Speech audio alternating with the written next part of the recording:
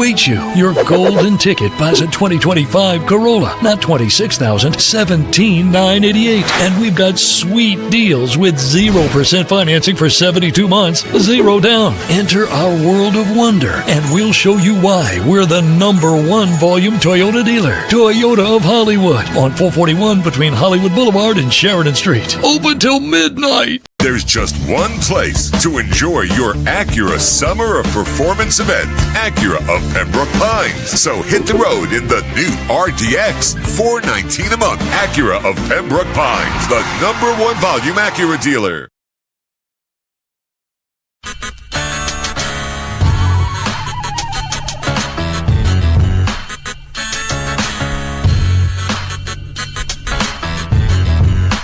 This is the Big O Show.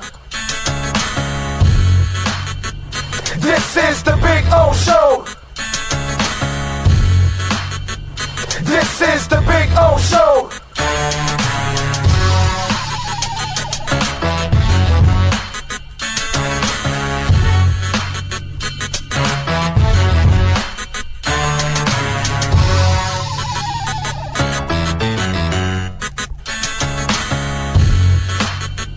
This is the Big O Show. This is the Big O Show.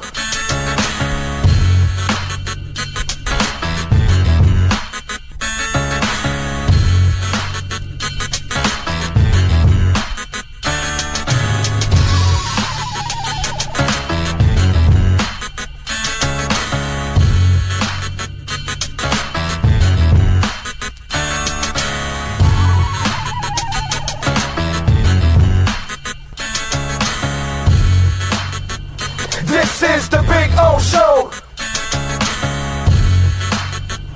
This is the Big O Show. This is the Big O Show. This is. When presenting an award to an employee, athlete, executive, or fantasy GM, make sure you call Orvieto's Awards and More. For 35 years, these custom award specialists have been providing plaques, trophies, custom framing, while providing state-of-the-art laser and computerized engraving, UV printing, and glass crystal etching. They do all their engraving and printing in-house for quality control. Call Charles at 305-949-8098 or visit them at orvietosawards.com. Orvieto's Awards and More, where recognition is rewarding.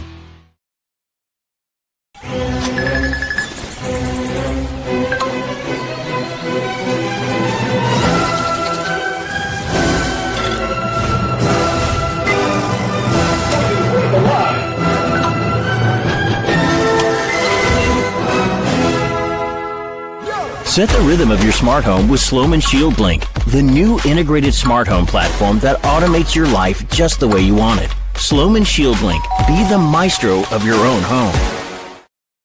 When it comes to your smile, confidence is so important. At Moody S Dental, they provide the services to get your smile back. This family-run practice prides itself by offering the latest technology to give your family the best experience possible. Moody S Dental has been in business for over 30 years with offices in Hialeah and Plantation. They accept most major dental insurances. They provide free new patient exams, 20% off select treatments. To qualify, please follow us on Instagram at moodys.dental. Moody S Dental has been in business for over 30 years. To schedule an appointment in Hialeah, call 305-821-0231 and Plantation 954-692-6825. From Invisaligns, dental implants, same-day crowns, and the preventative care and preservation to get your smile back. Go to moodysdental.com to find out more and tell them Big O sent you. If you're looking to take your home or business to the next level, then RM Contractors can assist you. RM specializes in new residential turnkey, new commercial turnkey, home and office remodeling. Call them for free estimates. Serving all of South Florida, licensed and insured. Call Ray, 305-345-3649. You work hard to create the perfect atmosphere. You dream it, we'll build it. RM Contractors, 305-345-3649 or Instagram at RMC Fisher Island. Hi, this is Jeff, formerly of Welton Rayone, PA, a longtime sponsor of the Big O Show. Now that Dan retired, I opened Wealth and Associates. I started this firm with a simple belief.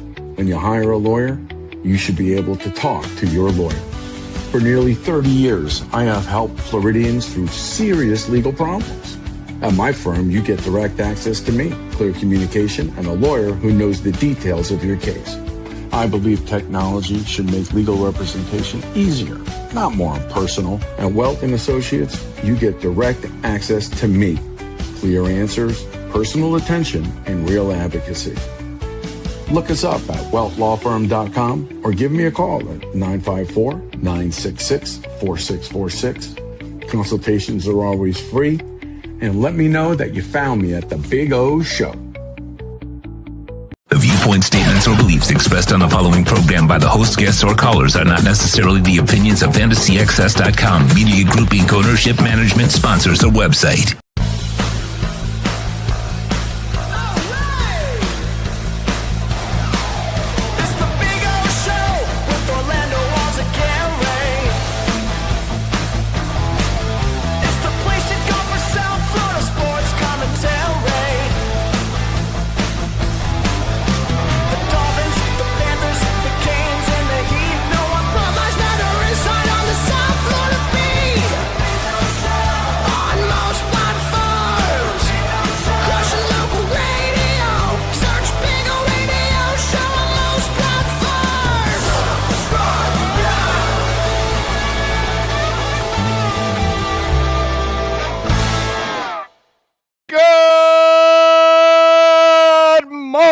Boys and girls, coming to you live from Craig's Inns, Acura of Pembroke Pines. Almost choked there. Damn it.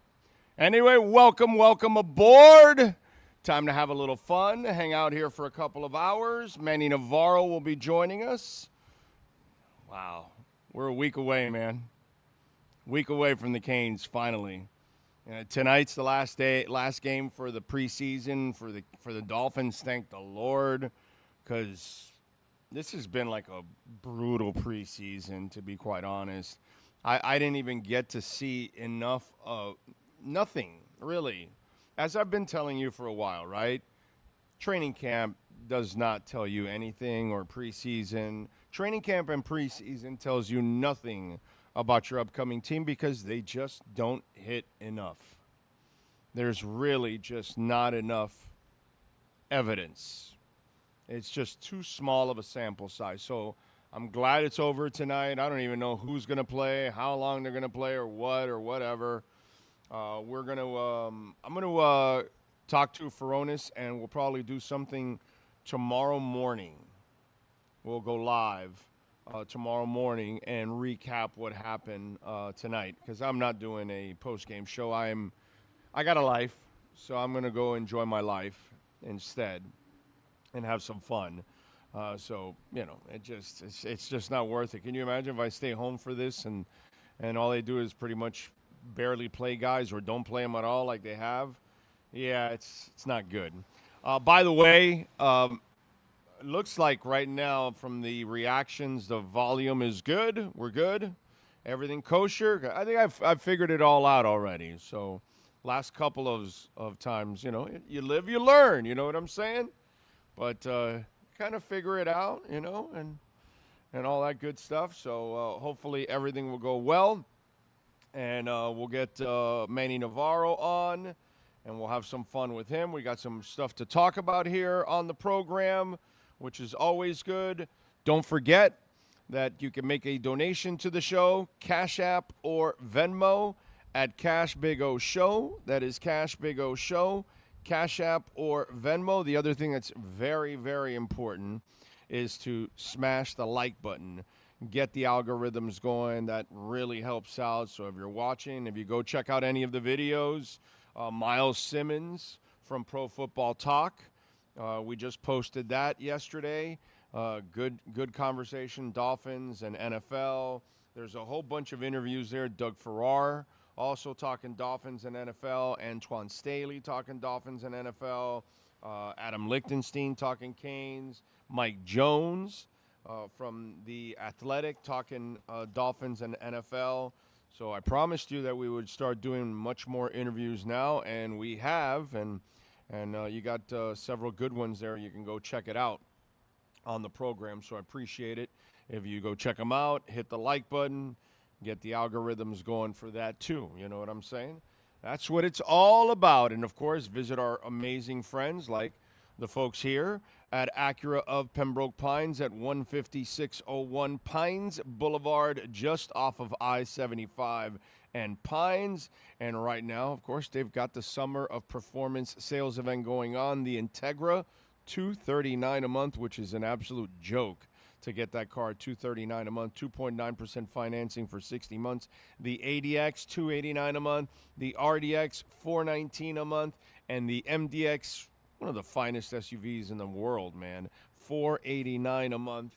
You get that vehicle for that one you love, and you're going to feel really good that he or she is in that vehicle every single day. So check it out. Come on out here, 15601 Pines Boulevard, just off of I-75 and Pines. And make sure you tell them that Big O sent you. Larry Schlossberg and the boys out here will take care of you at Craig Zinn's Acura of Pembroke Pines.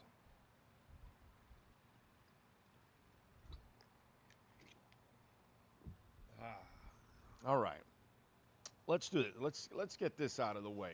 Let's start off with our 3A graphics sports calendar, and we start off with the Dolphins. Lots of teams made moves yesterday, local teams. The Dolphins, they traded Tutu Atwell for a bag of chips. Well, no, they got Rams running back Jarquez Hunter. All right, so Jarquez Hunter gets acquired by the Miami Dolphins. The fact that they were able to trade Tutu Atwell to anybody, the Rams already had him, and they signed him to a terrible deal and made a mistake. But they're making the mistake of getting him back. Tutu Atwell was pure garbage, by the way. Anyway, Dolphins tonight in action. Final preseason game. Thank the Lord, 7 o'clock tonight. Chris Bell will make his debut. Don't know who else is going to start on the starters. Falcons are favored by 3.5. The over and under is 36.5. Falcons minus 185. Dolphins plus 150 on the money line. Saturday, new stadium, Inter Miami taking on Montreal. Yesterday, Messi made more changes as he fires head coach Guillermo Hoyos. Why am I going to say Inter Miami? Messi runs the team, not Inter Miami. Messi names Christian Alberto Kili Gonzalez the new head coach. Hoyos, by the way, will be suspended for Saturday's game against Montreal for disciplinary issues. I'm telling you, Inter Miami is like a telenovela. The Miami Heat, they signed big man Nick Richards to a one-year deal. They also bring back Kashad Johnson on a two-way contract, and they sign Javon Hadley also. On Saturday on NBC, you can catch USC taking on San Jose. And what else do we have going on? And also you can watch Belichick probably lose against TSC tomorrow at noon. That is your 3A Graphics sports calendar. If you're looking for custom printing and embroidery, please reach out to my guy, Alan Blanco. He will help you out with custom printing and embroidery, hats, shirts, uniforms, all kinds of stuff, whatever you need for a picnic or a field trip or anything. That's kind of been the most popular item that people have ordered over the last 7 years, whether it's 100 or 300 shirts or whatever, because you're having some company outing or something. You want everybody to have the same shirt. They do that there for you also at 3A Graphics. 786-618-1443.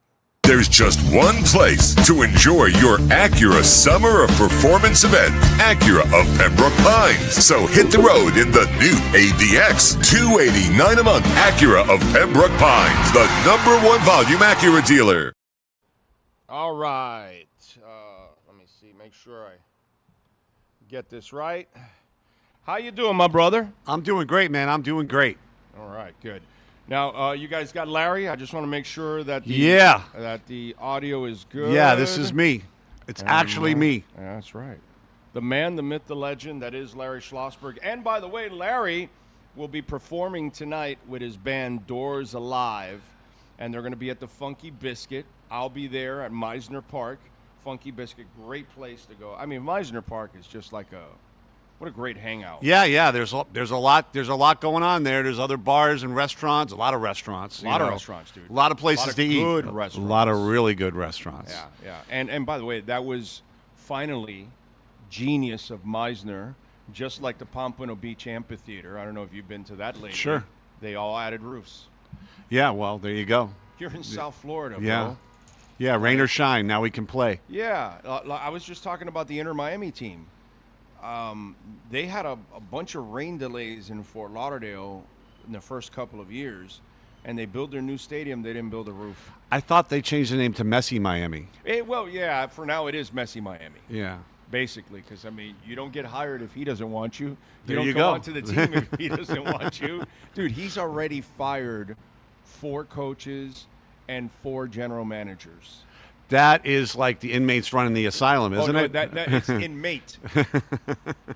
Inmate. Inmate. Let me get that right. In other cases, it's the inmates. Right. This is the only case I've ever seen that the inmate runs the entire asylum, dude. It's really, really crazy what they're doing over there, man. But yeah, just nutty. But what are you going to do? But yeah, the Meisner thing.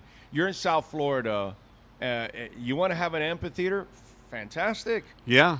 Put a roof, baby. Put a roof on it. Put a roof on it, Put man. a roof. Because there's many times I went to Pompano and even Meisner, and it started raining, and you're like, damn, dude. Yeah, for sure. And Meisner only had like, they had you were covered like on the edges because they have those boxes, right? Right. Now they put the whole roof, and that was yeah, it's nice. That was good. And tonight you'll be at the Funky Biscuit. Funky Biscuit, baby. Man, what a great place for a concert. Yeah, I love that place. So we love intimate. playing there, and Friday nights are great. The energy's there. With the show, we go on at 9. The doors open at 8 to come in for the show, and 9 o'clock. It's just 1 2-hour action-packed set.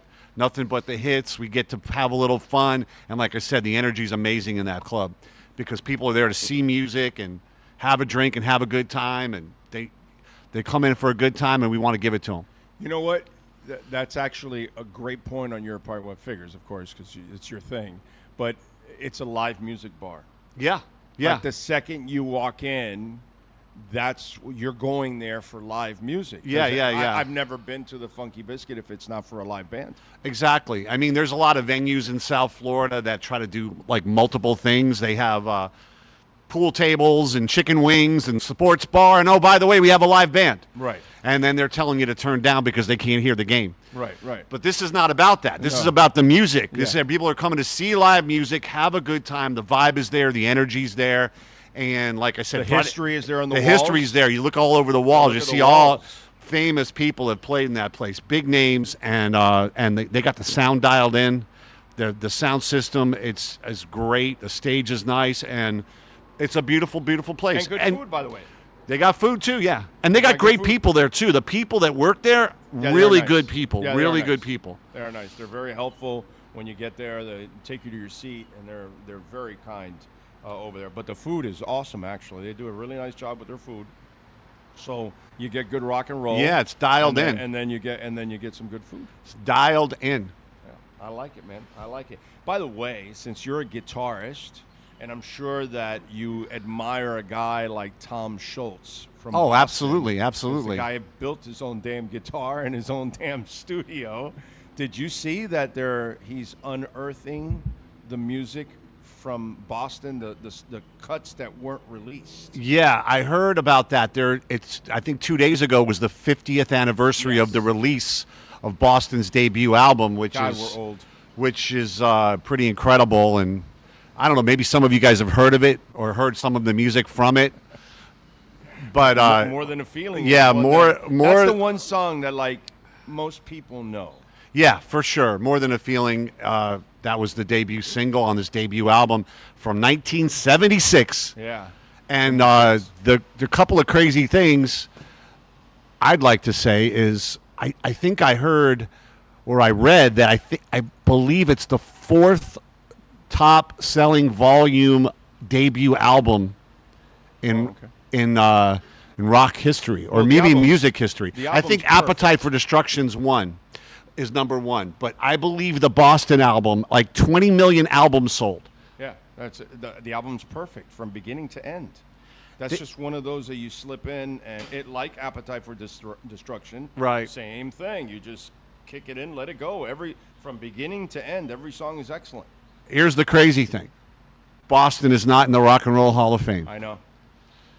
And I wonder it's because they didn't make enough music or something. I don't know. I think there's a thing, but what I was going to say is that because I was listening to this on the radio, someone talking about it. I think their second record sold about 7 million, and their third record sold about 3 million. So it's over 30 million albums sold with 3 records, plenty of hits. There's no reason they're in the. I mean, with all due those 3 respect, albums are good. Actually, Cool the Engines and. There's a couple of songs in Third Stage. Yeah, they had Amanda was a big hit. Right? Yeah. I mean, the White Stripes are in. How many records did they make? Right. And when did they come out? 20 years ago? Boston, 50 years. I'm with you. It says Boston has announced they will release the 50th anniversary edition of their iconic debut album featuring the Lost Demos. The band revealed the news via social media. The 50th anniversary of the release date for the Boston album, which originally arrived August 25th, 1976. The new expansion is being released in close collaboration with Tom Schultz by MPEX Records and currently scheduled to come out in the second quarter of next year. Wow. Yeah, he says, wishing to offer something truly unique to millions of Boston fans who have supported the band through the years. Tom has, for the very first time, dug deep into the massive archive of recordings to find the long-lost, previously unreleased demos he famously shopped to the labels before being signed by Epic Records. He painstakingly restored and remastered these elusive treasures with the help of the product digital expert and Boston guitarist Gary Philb, exclusively for the 50th anniversary release. Pretty cool. The question is, will any of them be good songs? Like, I remember when Led Zeppelin released Coda. Coda, yeah. And it was like... There was some good stuff on there. It was all right, but that's the problem, dude. Yeah. When you set a standard... Yeah. And then you start to release some stuff, and it just doesn't meet that standard. They did that with Michael Jackson. They had some unreleased stuff of his. Yeah. And they produced it and put it together with what they could, and then they released it. And there was one song that was all right, but again, there's a reason why they. Well, the reason why it didn't make the cut, right. Yeah, for sure. So it's hard. I mean, Van Halen did it too. Yeah. Well, Van Halen, who knows what's in those archives? No, but they remember the I am the something woman or whatever. She's a woman or something. She's a woman or whatever. They released some of the old stuff. Right. And it was all right, but it wasn't. Right. Ain't talking about love or fools. No. Delight. Yeah, of course. There's a reason why. So that's the only thing that I temper myself, because my history of this is not a good one. When they released the unreleased stuff, you know? That's been kind of, I don't know. Do we know of any that like unreleased that were like phenomenal songs from some band or something? Well, I don't remember that right now. Like I'm saying, if they had something phenomenal, why wouldn't they have put it out? Exactly. But there was some. But then again, here's Toto going, all right, bro, yeah, we'll put that stupid Africa song on it. We don't like it or whatever. And it becomes their... Yeah, it's a huge song. It's their biggest song ever. It's a huge song. They didn't like Africa. They didn't think it had any legs whatsoever. Yeah, I'm not sure how I feel about that song either. Okay, no, but that's not the point. Right. The world loves it. Exactly. And the band itself said, whatever, that Africa song ain't shit. And then all of a sudden the world said, no, that's one of the greatest songs ever. Yeah, I just want to go on record. I'm a fan of Africa as a continent, as a continent, but the song, I don't think it's representative of the people of Africa. I forgot which one of the brothers was writing, or the Pocaro brothers were writing or something. And they go, we've never even been to Africa.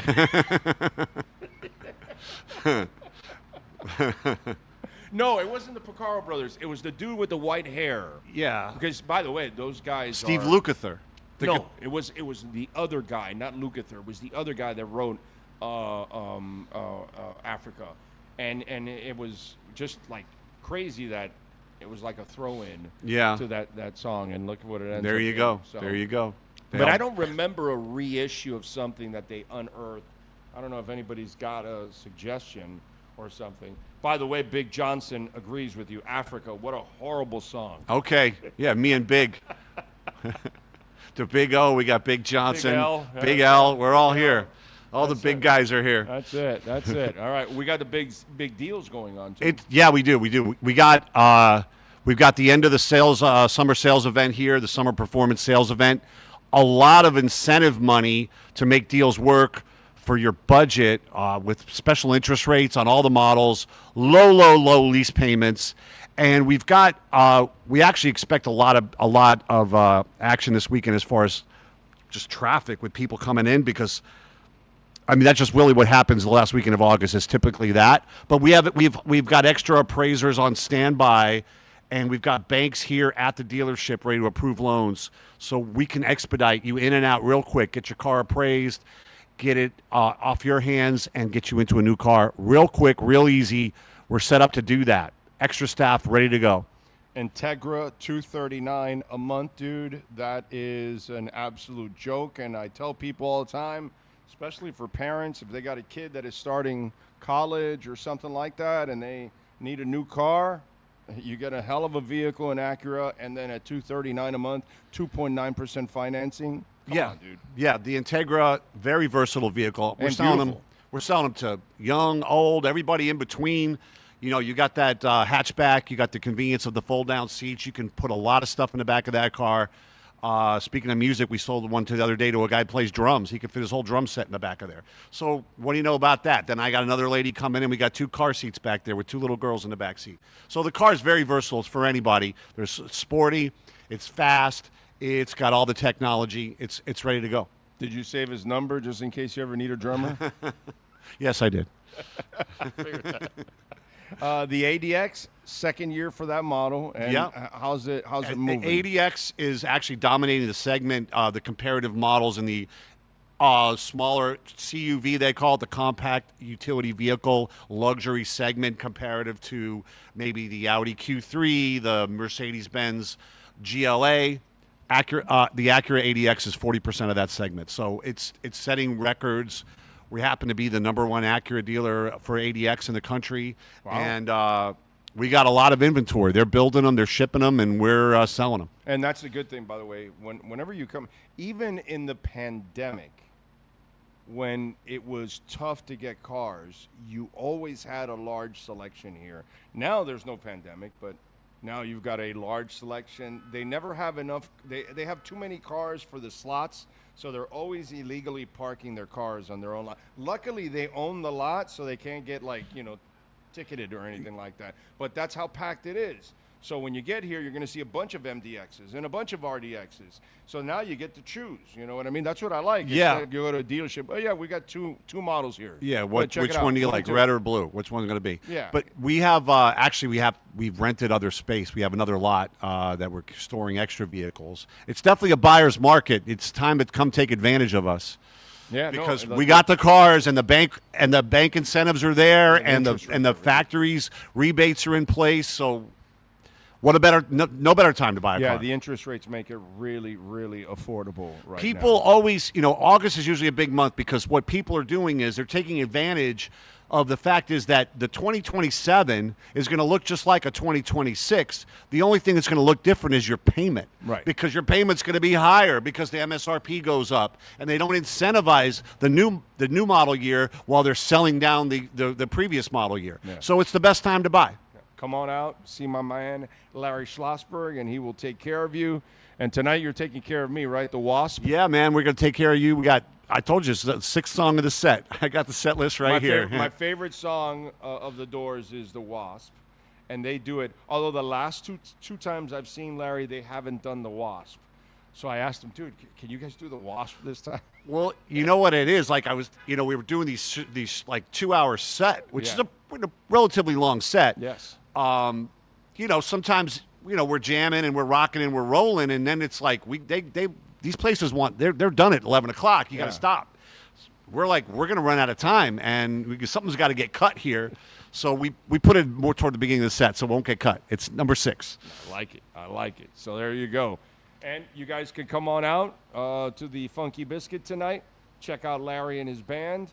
Doors Alive. You can enjoy the jam. If you love the Doors, you can go check it out. And the selection, you guys are dying to make some deals because it's the end of the month, baby. Yeah, for sure. We got plenty of cars, and there are more coming in. So we need to make some of these go away, and also quite frankly, our certified and our pre-owned sales, we're setting a record. This is our biggest volume year for pre-owned sales. So we need to keep taking trades to keep fueling that fire because people are coming in. They want to buy pre-owned cars. I mean, look at this one here. I got a Mercedes-Benz. We sold this one last night, this GLE. Over here, this beautiful Ford Explorer. Look at the cool wheels on that one. Yeah, it does have great rims. These are all pre-owned cars that just got sold.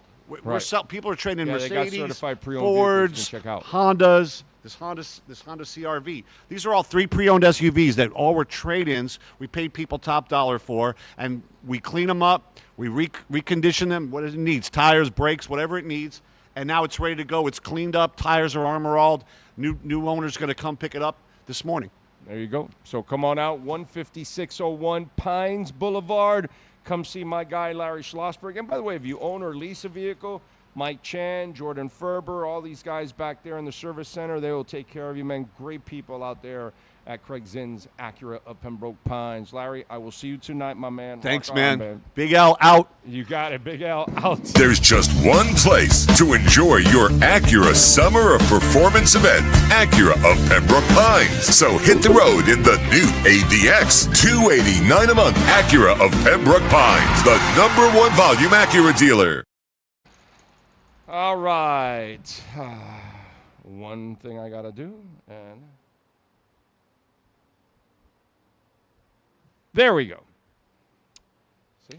Everything good, right? Audio all good, perfect, both ways. See? You live, you learn. There was kind of a mission there a couple times. But I have figured things out, which is good.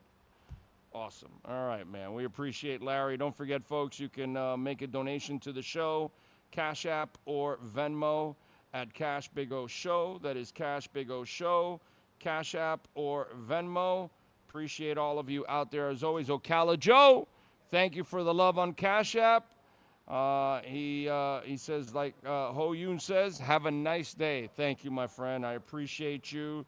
Thank you for the generosity, as always. Appreciate it, Ocala Joe, man. Very nice of you. Cash App or Venmo at Cash Big O Show. Send in your questions, comments, or even an insult if you want. As for Bitcoin, by the way, we are at 78,770. So a bit of a dip going on. The Dow is in a dip too right now, down almost 47 points. The S&P's down 3 points, and the Nasdaq is even right now. Rarely see it like that. There you go. SpaceX up about 3/4 of a point. So that's what we've got going on at the moment. All right. What do we have here on the chat board?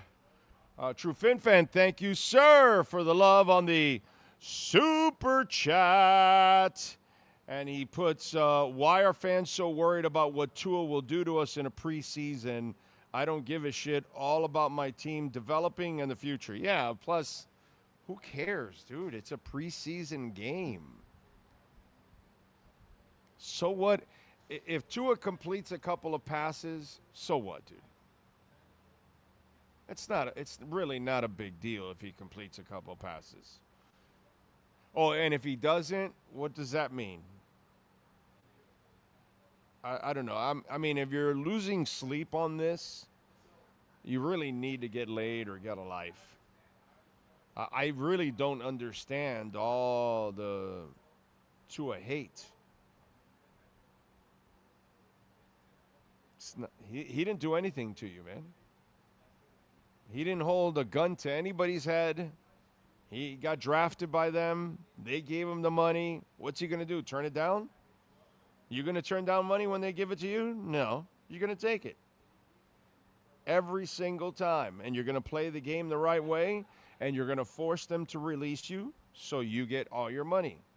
That's what your agent would tell you to do, your lawyer, whatever it is. Not exactly sure. Again, your anger is completely misdirected. I think I've said this already several times in different ways and different forms. Your anger should be towards the Dolphins, not Tua. The Dolphins are the ones that screw you decade after decade in all kinds of moves. And like I mentioned earlier this week, Robin Senline for Anthony Carter is way bigger mistake than anything you did with Tua. Okay? End of story. That's it. Anthony Carter was a superstar, and you gave him away for nothing.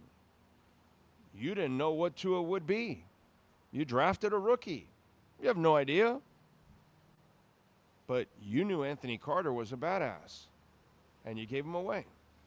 So I'm more hurt by Anthony Carter, Robin Senline, which, by the way, I'm still mentioning it, and I'm almost going to turn 60. And it was over 40 years ago, and I'm still talking about it.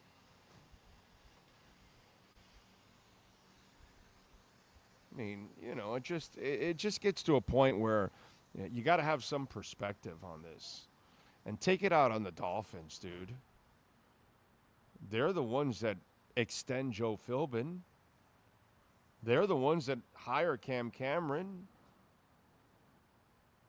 All the moves that you don't like in drafting Ted Ginn and his family, don't blame Ted Ginn, blame the Dolphins. Don't blame Ndamukong Suh for suckering Stephen Ross out of a bunch of money. Blame Stephen Ross and the Dolphins. I just don't really understand where all this hate comes from. It's just the weirdest thing. I don't know how that is even productive. But whatever. What are you going to do? Oscar Rojas, looks like we're going to get a conviction on the Tupac murder. This guy Keith D., who was in the car and supposedly ordered Orlando, his nephew, to shoot. He's basically admitted in the interviews and books. Well, we'll see what happens. Would be nice to get some closure, especially for the families. Dolphin Dave in the house. Stephen Harris. Big Johnson. Gus 1388. Sully is in the process of getting rid of all the Oompa Loompa wide receivers on this team, and that's a good thing. Yeah, that had me frustrated that we had a short quarterback and short receivers. It just made no sense whatsoever. If you have a short quarterback, you want to give him as many big receivers as possible, as many big targets as possible. Jay Bird, Shabbat Shalom, Orlando. Great interview posted on the channel. Thank you, sir. I make sure to like it and hype. Thank you, my friend. Appreciate you. Alexis Palenzuela, Cosa Nostra, Think Blue Dodgers. I have not seen Kyle Lowry. No, I have not. He may have come earlier before I got here. Let's see. Dolphin Dave says Tua looks really bad. They may have gotten the Tua that we had the last year. The guy that definitely is messed up somehow. Something happened to his body. Fitzgrass says, don't blame Tua, blame the sorry way Ross has run this team since he's become owner, checking in from Naples. Exactly. And blame Huizinga too. And blame Shula. All this, from Shula till now, it's just been mistakes by the team. You should be mad at the team. Don't get mad at the individuals. They're just doing what they normally do. Play, sign contracts, take money, or retire or get injured. Juan Rosa in the house. Let's see.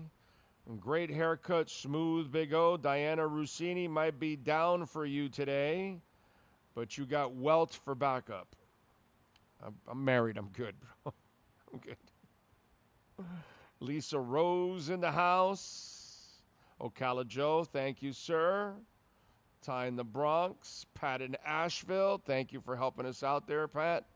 Appreciate it. Ah, you like Phoenix? Yeah. Good concert, man. They're really good. I enjoy Phoenix big time. You know what I'd like to do? I'd like to be in France and see Phoenix and see them in their territory. But yeah, good band. I will definitely go see a Phoenix concert anytime I can. Excellent music. Stephen Harris. Who else do we have here? Jamie Zorri out in San Jose. Reminding everybody to smash it and the like button too. Pat in Nashville says 2 number ones and a number 3 album in the U.S. 10 years apart. Should Boston get in the Hall? I would put him in the Hall. You know, the problem is that Tom Schultz just didn't make enough music. But the 3 albums, the debut, Don't Look Back, and Third Stage, that's 3 albums better than anything T-Rex ever came up with, or Kate Bush. Are you kidding me, dude? If you're gonna put Kate fucking Bush in the Rock Hall because she's got one song that was a hit, you know, Boston's got several plus one song, More Than a Feeling, that is just a legendary song. So yeah, I would put Boston in the Hall. Easy. You've put in other bands that I don't even think are better than Boston. Brad Delp was one of the great rock singers of all time. The Horn Dog is in the house. Let's see.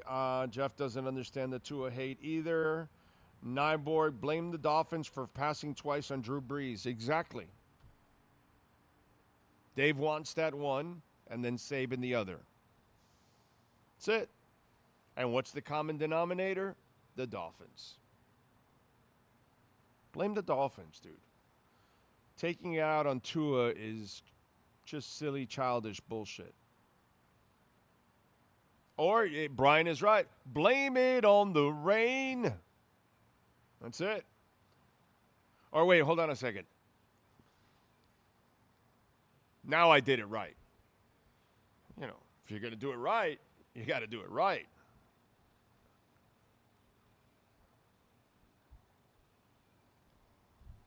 See, I did the other song too.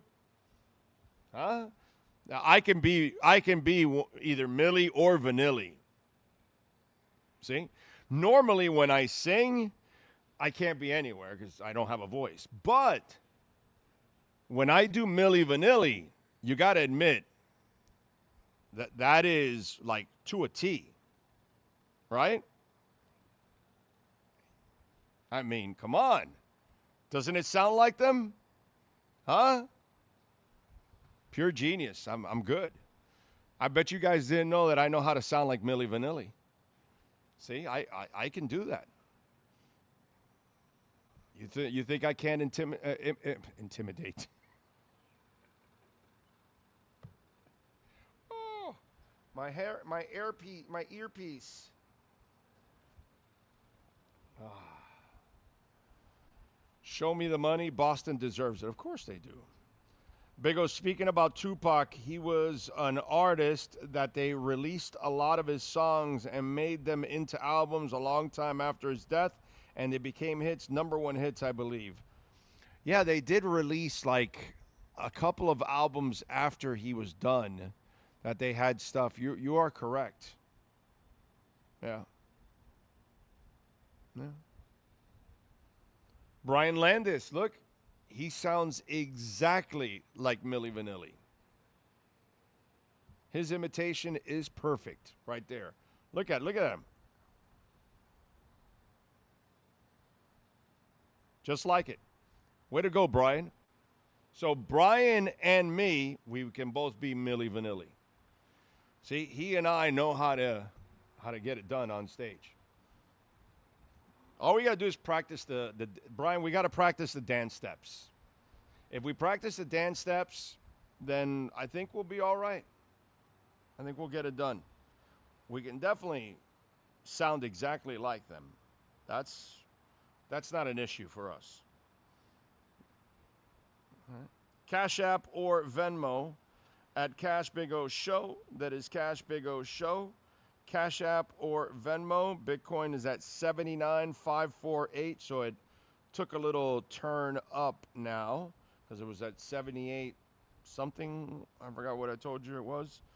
So it looks like it took a little turn up. Doesn't really mean anything, as you all know. All right, what else do we have? So props, man. I can't believe they traded Tutu Atwell. I don't even know what you can get for Tutu Atwell. If you could get a six-pack of Schlitz, that would be good for Tutu Atwell. The fact that they got a running back, since their running backs suck behind Achane, and Jay Wright and Ollie have not done anything at the moment. They have not looked good. It's weird because Jay Wright ended so strong last year, and Ollie has had his moments, dude. And they have just looked absolutely unreliable. Sad. But I'm glad that they made the move. The Heat, they signed Nick Richards, big man, to a one-year deal. They brought back Kashad Johnson. And then Inter Miami. What is going on there, dude? Messi brings his teacher, mentor when he was young to coach, and now he fires him. The guy is going on his, I believe it's fourth or fifth coach. I got to look back and I should ask Michelle what it is. Because it's either 4 or 5. And then GMs, I think they're on their 4th GM, I think. I'm pretty sure.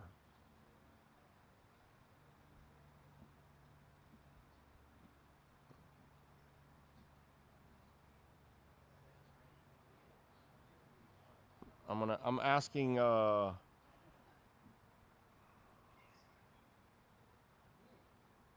gonna ask Michelle. See what answer she has, because I'm not exactly sure, and since I'm on the air at the moment, I'm not gonna take the time to look all that stuff up. But that's like crazy, dude. That every season you're changing GMs, you're changing coaches, and you're doing it often now mid-season, which doesn't make it any easier. And all the players that are there, you're there because Messi wants you there, period. And they've gotten rid of some of the young guys that they were trying to develop, which sucks. Rock, if they can get old Milwaukee, is that a little better than Schlitz? What do you think? Little old Milwaukee? There's no way you get Pabst Blue Ribbon for Tutu Atwell. That's too good already. Schaefer, maybe. Rolling Rock, right? What was the name of that? The bitter beer face? Keystone, right? Remember that beer? Is that shit still around? Is Keystone beer still around? Bitter beer face? Remember that shit? That was a funny commercial. At first, the bitter beer face commercials were actually kind of funny. I would imagine that sold some beers for Keystone. I don't even know if it's still around. I mean, it's not like I'm a drinker and I go looking for it. You know what I'm saying? I thought we were going to cut for sure, Jeff. They were going to cut Atwell, and the Rams wanted him because he knows the system, and they figure, okay, instead of us battling in the waiver wire because somebody might grab him, we'll take him, and we think we can use him or whatever. They must have liked something about him that they brought him back. So yeah, they were going to cut him for sure. He wasn't going to make this team. Nyborg says you could get a 6-pack of near beer and a child's cup of ice cream for Tutu Atwell, just enough to piss you off. Howdy, a 6-pack of beer for Tutu. Looking forward to the Canes this season. Have our Finns in the background this year. Yeah. Finns aren't going to be very good this year, but I am looking forward to the Canes. And by the way, I looked it up. Right now, the Canes are favored by 23.5 against Stanford. The over and under is 48.5. UM is minus 2,000 on the money line. Stanford is plus 1,300 on the money line. And what else? Where else? Oh, yeah, by the way, TCU is favored by 9.5 tomorrow against North Carolina. Something tells me I'll be rooting for TCU. I'll be watching that game just to watch Bill Belichick suffer. See, there's something wrong with me that I enjoy watching Bill Belichick suffer. Any of you out there like watching Bill Belichick suffer? The only thing is that how much does he really suffer when the old fart? I mean, listen, I'm not saying she's like this gorgeous woman and incredibly hot and one of the hottest things on the planet or whatever. No. But for a 75-year-old, wrinkled up, old curmudgeon fart, she is a 12 from 1 to 10. For that dude, she's a 12. So I'm not sure at this point, is he really I mean, he's just getting embarrassed football-wise, but at least he has his little nurse when he gets home at night. You know what I mean? Does she dress in a cheerleader outfit also for him? Just wondering. It's not really a scene I want to picture much. This is his fourth coach, says Michelle. Tata, Mascherano, Hoyas, and Keely Gonzalez. So it's his fourth coach. And then I'm finding out the GM, even though he's really the GM and the head coach. But he's like somebody you know that screws things up but blames everybody else. You know who that person is, right? You deal with him all the time. You see him on your telly all the time. Constant screw up, but blames everybody else for his own screw ups. You know those people. You know them. Don't forget to use our code BIG010. You will get 10% off at Canes Wear. All right? I can't see your shirt. Oh, it's Phoenix. There you go. That good? Saw Phoenix a few years back, and went to and bought the shirt was really cool. I don't have a lot of gray shirts with the kind of stitching and all that kind of stuff, so I figured, all right, I mean, because it's got that what is that? Fade wash, dry. What's that called? Isn't that fade wash or dye wash or whatever it is type shirt? So I figured, okay. And I like getting these kind of shirts that are creative, that are a little, because black is so normal. I have so many black shirts. So when I can find different ones. In fact, I went to the Squeeze concert, and they had a red one that was really cool. I bought that one. So I don't have a ton of red shirts. I have a few. Probably in my collection, I probably have something in the neighborhood of maybe 15 red shirts of different bands, and I added one with Squeeze. So whenever I can find a concert shirt that's not black and the shirt's cool, I definitely will buy it. And this Phoenix shirt was absolutely awesome. So there you go. Actually like Rolling Rock beer. So wait a minute, hold on a second. It's still around is what you're telling me, Jeff? Rolling Rock is still around? That's the one that was bitter beer face, right? No, it's Keystone. I'm sorry, Keystone, I'm saying, not Rolling Rock. Keystone. Yeah, Rolling Rock wasn't bad, actually. Rolling Rock was good. Keystone was the cheap beer. That was the bitter beer face, Keystone. That's the one I'm asking. Is that cheap beer still around? Like, Schaefer is still around, dude.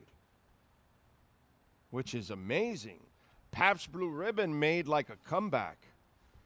Pabst Blue Ribbon was like a decent beer when I was a kid, and then it died out and it just went away and it was treated like trash.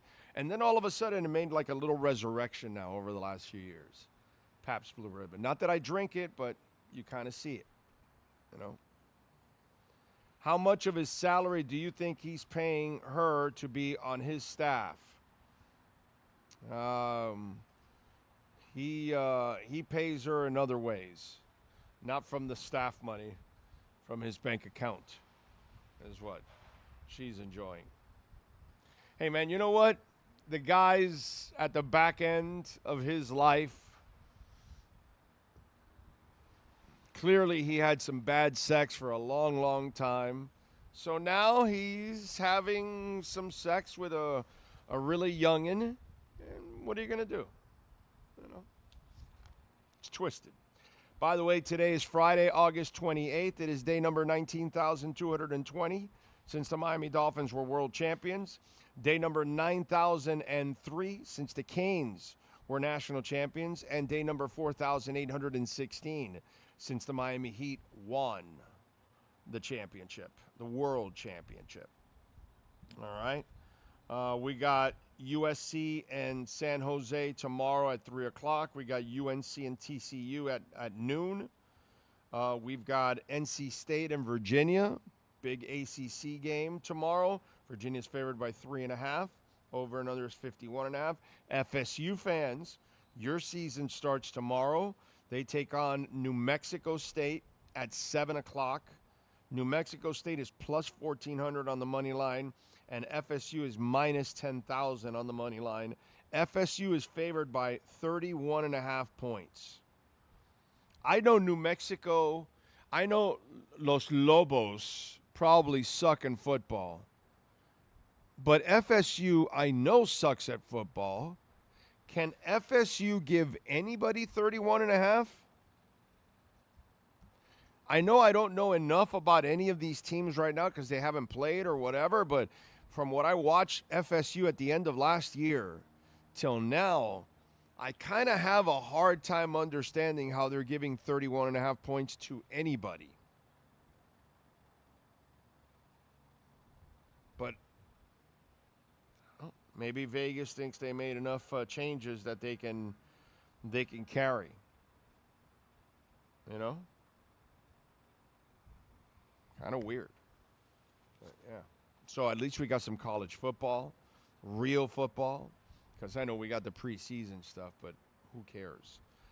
Preseason stuff really isn't anything that to really hang your hat on right now.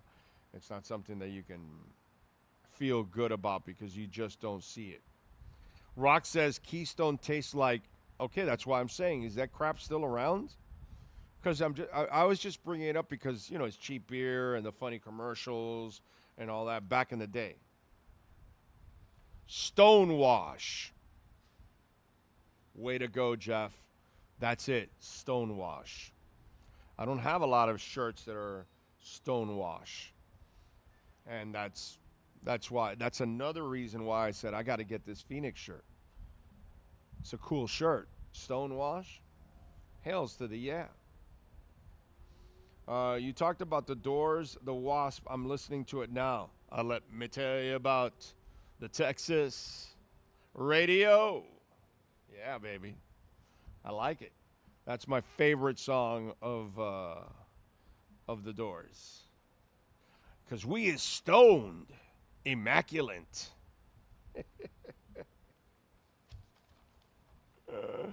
Let me tell you about Texas radio and the big beat. Soft, driven, slow, and mad like some new language. How about Connor Hellebuck? Could things get better, Panther fans? Because Bill Zito, he acquired a goalie, and we know him because he was here before, but he didn't really go all out like what they did when they went for Bob, that they went all out. They paid a big salary and all of that. Now, Connor is, you know, in the twilight of his career. He's not at the start of his career. He's at the back end of his career, but you can still get a couple of good years from him. So the question is, what would you have to trade? What do you have to pay? What salary you're picking up? So the Winnipeg Jets have got an issue on their hands. They did acquire a goalie during the offseason just in case. But Hellebuck released a statement yesterday through his agent confirming that he quietly requested a trade out of Winnipeg earlier in the offseason. Now that training camps are set to begin, he felt it was appropriate to update the fans and everybody else what he's looking for. And Hellebuck said, where is it here? Let me read the statement to you. Okay, there we go. All right, Winnipeg has been my home for my entire NHL career, and I will always be grateful for my time there. I have never forgotten June 23rd, 2012. That's the day Winnipeg took a chance on a goalie playing in Odessa, Texas. I gave everything I had from that moment to prove that the Jets made the right decision. Several months ago, I privately requested a trade. I have tried to handle the situation quietly and respectfully while giving the organization time to explore its options. You got to do it Canadian style. With training camps approaching, I felt it was important to publicly confirm my request. My position has not changed. I believe moving on is the best path forward for me and my family. I appreciate everything Winnipeg Jets fans have meant to me throughout my career and hope a resolution can be reached soon. We were talking about Hellebuck. We were talking about this in the offseason when it was kind of a thing, and then it died out. Now it's going to resurrect itself. Apparently, the Buffalo Sabres are the favorites to acquire Hellebuck, not the Florida Panthers. But we're complete pigs. We're super spoiled. We can't get enough. So that's why we're asking the impossible of Bill Zito. Bill, can you make this one happen too?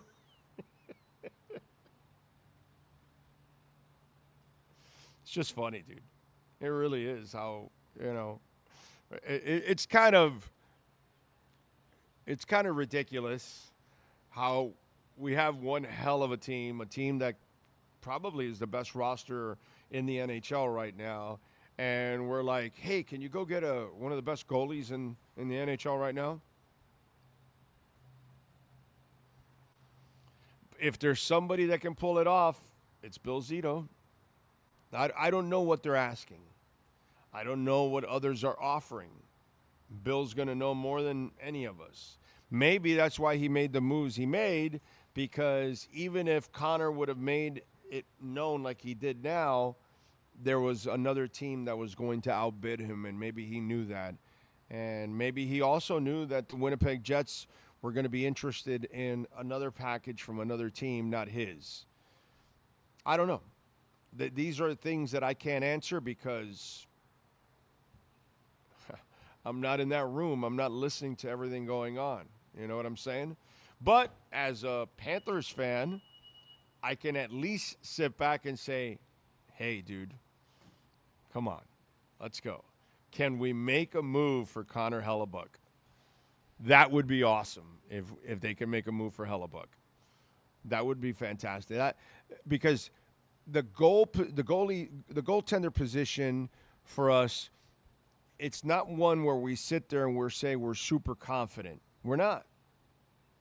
We got to kind of see it happen, and we got to hope that the defense in front of him is really good to give him more of a fighting chance. This is a different ballgame. This is a guy who just led you to the gold in the Olympics. So he was playing the best of the best in the world. Oh, it's just interesting. That's all I can tell you. All right, let's talk a little Miami Hurricane. There's just one place to enjoy your Acura Summer of Performance event, Acura of Pembroke Pines. So hit the road in the new RDX, $419 a month. Acura of Pembroke Pines, the #1 volume Acura dealer. There he is, the man, the myth, the legend. That is, of course, Manny Navarro. Man, a week. Finally, bro. Yep. Finally, the off season is already over, dude. I mean, it is so good to be able to move on and hopefully start talking about some real football, man. Yeah, week 0 is finally here, so we got some games, and this weekend will be interesting to catch up and see what's going on in the sport, and a few ACC teams out there. We can talk about that in a bit, but yeah, we get to find out about Miami, what they do on the offensive line, and who starts at right guard and who's the number 3 receiver. How good is Darian Mensah in this offense? How good is this offensive line for real? Were they able to replace Ruben Bain and Akeem Mesidor? Is the collective unit going to be good enough? How great is that secondary really? So a lot of things we'll get to find out here in a week. Before I get to the Canes, I just got to ask you, FSU sucks. Are they good enough to give anybody 31.5 points? At home, who is it? New Mexico State is the team that they're playing against? Los Lobos. I don't even think that's the Aggies, New Mexico State. Lobos. Oh, they're New Mexico. Aggies. Okay. Yeah. Okay. New Mexico State's pretty bad in the sense that So is FSU. Yeah, but it's still a Power 4 team. And believe it or not, Mike Norvell's, I know they weren't good last year, but their offense was decent last year, and they can score points. And I know Ashton Daniels is not an elite quarterback. He's not going to do much against Power 4 teams, but they have a collection of running backs that they went out and got in the offseason. They've got a 1,000-yard receiver in Deuce Robinson. So do I think Florida State can score more than 31 points? Absolutely. I think they will, and I don't know that New Mexico State is good enough to score more than 14. So I might actually put money on the Seminoles in that scenario. You got Virginia over NC State? That's a great game. Is that at NC State or Virginia? I'm trying to remember where Virginia. It's at Virginia. Yeah, I really like. And they're favored by 3.5. Virginia has a lot of experienced guys. A lot of experienced guys. They're the most experienced Power 4 team because that's the way Tony Elliott does it. He goes out and he gets a bunch of 5th and 6th year guys. That have played a lot of football. So NC State has a new defensive coordinator. I like CJ Bailey in the offense that they've got, but the reality is I would probably pick Virginia to win that game by more than a touchdown, right now. That said, Virginia's got a new quarterback. We got to see how he week 0 is a tough week to bet, brother. I know it's one of those things where, you could hit and hit big, but the unknown of new quarterbacks, that always makes me a little uncertain. Do I lay the 10 against Belichick? TCU's home, 9.5. They're favored, right? Oh yeah, for sure. TCU's got a new quarterback, but he's coming over with his offensive coordinator, or not coming over with his offensive coordinator, but he basically ran the same offense at Harvard. The quarterback that TCU got, and TCU was a decent team last year. I think they were a 9-win team. They beat the crap out of North Carolina last year. And North Carolina's, going with a guy who's been injured most of his career at quarterback. So to me, a 9.5 points seems definitely doable for TCU. Do they fire the old fart mid-season, or do they wait till the end of this season to fire the old fart? Yeah. Because he's getting fired. I don't care what anybody tells me. This will be his last year. There's no way North Carolina is going to tolerate this. They know they're already screwed, but they're just going to give this one more chance, and this is over. So what do you think happens? Yeah, I don't think he makes it to year 3. I don't know that he necessarily gets fired, or it becomes one of those mutual parting, type of announcements where he says he's going to go to TV and he just couldn't cut it in college, and this just doesn't feel like a right fit. I see more of that than I do them firing him in the middle of the season. Yes, there's been plenty of reasons to fire him, and the whole situation with the GM Michael Lombardi and all the embarrassment with the girlfriend and all that stuff. But I just think he's an NFL Hall of Famer. North Carolina rather made a big deal of his hire. They got to try to save some face in this, and I think firing him in the middle of the season is just admitting that they made a bad mistake. And there's a lot of people who spent a lot of money on him that are not going to want to do that. Yeah, there's no saving face here anymore. Mm-hmm. Well, I mean, people are in North Carolina. I get it. I get whatever they want to think or draw up, but you guys look like complete idiots. Oh yeah, you look like morons, and the fact that you got completely duped by this guy, and the fact that he has made it such a joke with the girlfriend and everything else, which made it even worse because we weren't expecting that part. What we were expecting is what we saw at the end of the New England last couple of years without Brady, that we saw that was just falling apart. So we were kind of going like, okay, well, maybe this thing is not so good for him anymore. And then he adds the girlfriend on top of that. There's no saving face for North Carolina anymore. I don't know how this is done with any kind of grace. Yeah, like I said, I think it's there probably has been conversations at some point already of, hey, at the end of the season, at the end of this season, this is how we're going to handle this if this is the way that we go. And I would imagine that those conversations already been had. Listen, Bill Belichick's been doing this a long time. He's been fired a lot of different places as a coach before he won all those Super Bowls. He came over to North Carolina with the best intentions, thinking that he's going to have success, calling themselves the 33rd NFL team and all that BS. And it obviously has been a big mistake. Yeah, and the way he talked it up, like it was like they were going to walk in there and do whatever they want, and he just didn't understand the monster that is college football, dude. Totally different beast. Yeah, dude, he can't recruit like Mario. There's no way. All right, so we're in week 0. We haven't heard from Mario in a week. What do we know? Well, what's going on behind the scenes? Yeah, I mean, look, they finished their second scrimmage. They've already begun their Stanford prep. Obviously, a week from now, they'll be playing them out there in Palo Alto. Look, I think they're relatively healthy. I'm not saying guys weren't nicked up or dealing with bruises and things of that nature, but all things considered, this is an elite football team. They're number 7 in the country in the preseason. They've got an elite quarterback in Darian Mensah. They've got 2,000-yard receivers. They've got a 1,000-yard running back. They've got depth in the secondary that maybe nobody else in the country does. I think they've got 2 of the 5 best defensive tackles in college football.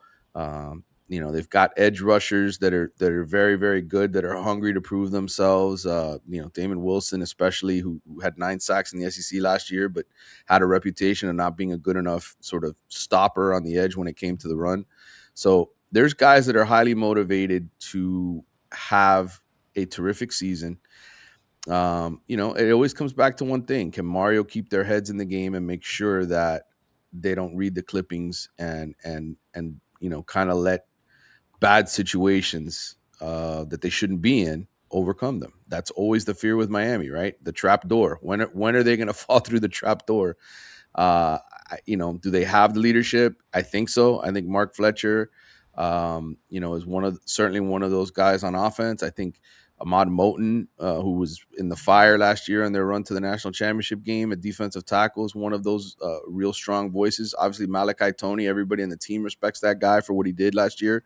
And Darian Mensah, he won an ACC championship last year. He's not coming over with no resume. So I think there's plenty of leaders. The question is, does Miami fall through the trap door at some point this season?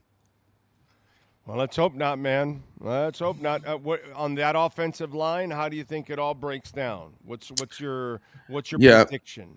Yeah. Well, listen, I'll say this. I think, the money that they spent on Jackson Cantwell, the 5-star offensive lineman that they brought over, was money well spent. He is going to be an elite offensive tackle, left tackle.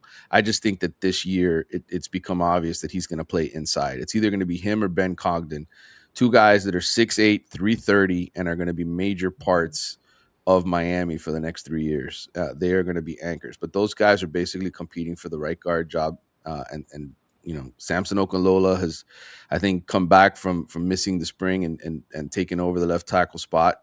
Left guard is probably going to be S.J. Alafatuli, a sophomore from Las Vegas, who we saw last year. He's an undersized guy, undersized compared to his teammates. He's not an undersized guy, all right? He's 6'2", 298, but he's a terrific run blocker, a guy who the coaching staff has full faith in.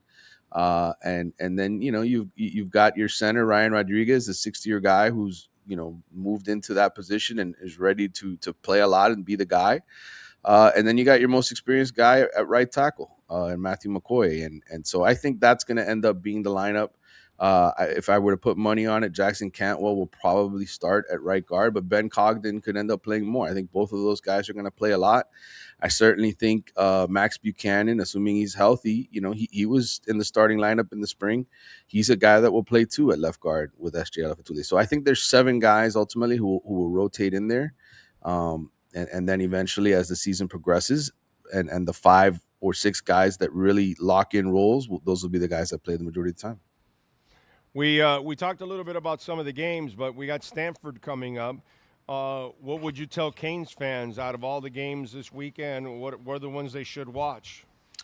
Yeah, I would say Hawaii Stanford 7 p.m. ACC Network. You want to get an idea of what Stanford is. Yes, they've got a new coach. Andrew Luck's been trying to fix things over there. I've heard they've got some explosive, wide receivers, which, if Miami secondary is good as advertised, that won't be a problem. But I think if you're a Miami fan, that's number one, right? You want to see what the next opponent looks like. But certainly, is Andrew Luck playing? He is not. He is not. Good. Yeah. Davis Warren is going to be Stanford's quarterback, at least for the opener, against Hawaii. But we'll get back to Stanford and our thoughts on Stanford later next week when we actually start previewing this Miami game. But North Carolina, TCU, right? We want to see. UNC is actually on Miami's schedule. They play them on Halloween, so Miami's got to go up there to play them. So that's a game that you probably want to. I like that Miami will contribute to Belichick's firing. Yes. I like that. I enjoy that. I'm very twisted. I enjoy the demise of Bill Belichick. I really do. I just, he's a first-class asshole, and I just enjoy it. Plus, I don't, I'm big on this, Manny. I don't like demeaning what someone else does as a profession. Mm-hmm. And dude, I don't care if you shine shoes. Yeah. I don't care what you do, bro. You're probably a lot better than I am at whatever it is, and I respect it. You know what I mean? And for you to go in with that attitude, like we're going to be the shit and, our shit ain't going to stink or we're going to be the bomb. And it's like, bro, do you realize what a monster college football is and how much you got to work and how much more do you work in college compared to the NFL? Like, I don't think you understand that. And plus, communication isn't your thing. Oh, right. Man, you're constantly communicating and recruiting and over-recruiting and re-recruiting all the time your players. Are you going to do that? And that to me is, that's the part I find disrespectful. Yeah. And this happens in all walks of life with all kinds of people. They walk in and they think, oh, in this store, oh yeah, no, I could manage this. Yeah, sure. Mm-hmm. Yeah. If you've never done that, don't say shit like that, man. Oh, I could come here and start selling all kinds of cars. No. Don't do that. And I think that happens too much in life. And that's a great example of watching somebody publicly do it and get completely clowned for it now. Yeah. Well, he's proving that it's not easy to make that switch, and certainly Nick Saban proved it too, right? He's a much better college coach than he is a pro coach. So we've seen greats where it doesn't translate into other sports and other areas and other levels, and to me, that guy, Belichick, you're never going to be able to take away what he did with those Super Bowls, but it's obvious that Tom Brady probably had a lot to do with that than the other way around. And I know that was a debate for a long time. So. And by the way, it's a great example that you and I live it. Mm-hmm. We've seen the radio TV guy that thinks he can write, Oh and the yeah. write that thinks he can broadcast. No. Yeah. and Absolutely. and some can do both, yes, but most can't do both Mm-mm. actually. No. Okay, so and I'm one of them, bro. I'll say what you do, I can't do. That's all. You know what I mean? If I did it, I'll do it very shitty. You do it exceptional. So it's just I just think that overall in humanity, we should have more respect for what other people do, no matter what job it is. They're Mm-hmm. going to be better than you are if you're not good. If you don't do it every day, you're not going to be as good as those people, whatever it is. So yeah, Right. I just but I really enjoy that. Any other games you would tell them to watch? Yeah, I mean, obviously, I mentioned NC State. You talked about NC State, Virginia, 3:30. That's an important game because I think both of those teams are going to be good. Those are 8-9 win type teams in the ACC. Maybe somebody that Miami plays in the ACC championship game, depending on how the league shakes out. And then two other ones to watch that I'm just interested from a college football fan perspective is Memphis UNLV, because somebody's got to be the Group of Five team in the college football playoff. And Dan Mullen left Florida, and he's done a great job at UNLV. I think they're going to be the playoff team. I also like what Memphis did, hiring Charles Huff. They built, Memphis is spending money on a roster. You talk about G6 schools that want to be, part of that P4 makeup. Memphis is acting like that. So that to me is like, it's the first game of the season, week 0. But both of those teams, in my opinion, by the end of the year, are going to be trying to be that G6, representative in the college football playoff. So that's a game to watch. And then USC plays, which Lincoln Riley. I mean, they're number 14 in the preseason. They get San Jose State. Not necessarily a terrible mid-major type team. And I want to see what Lincoln Riley is going to do because there's a lot of pressure on him to make the playoffs this year. Those are the games I'd watch.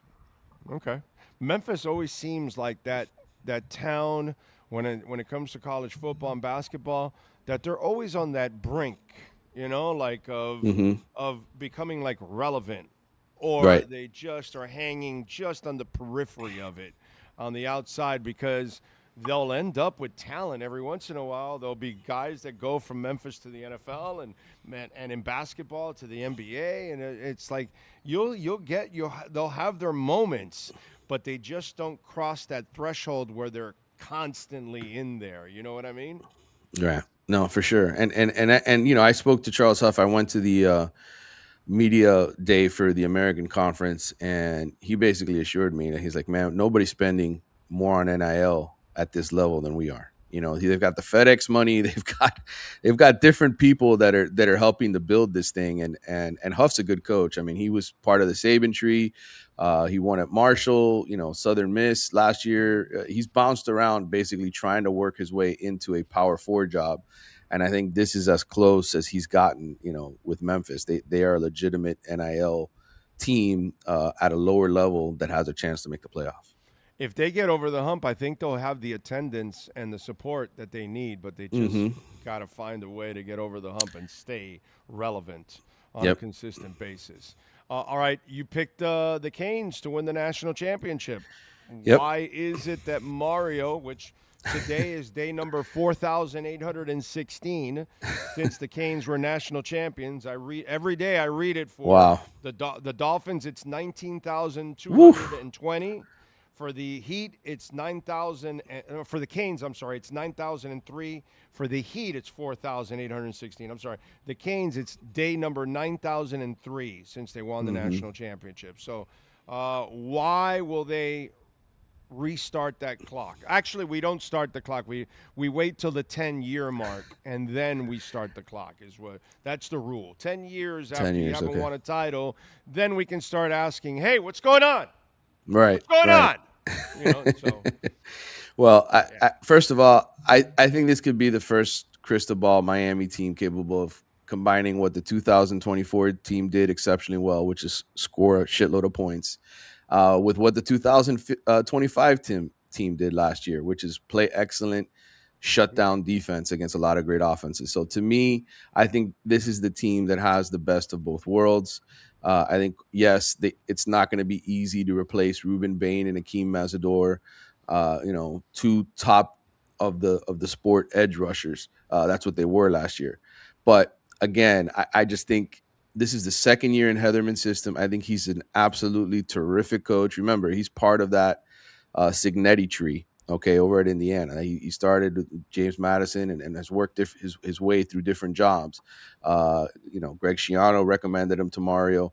I think he's a guy that's going to be a head coach one day because he's elite at what he does. And I think this defense is just terrific. I think that's going to be the key to it all.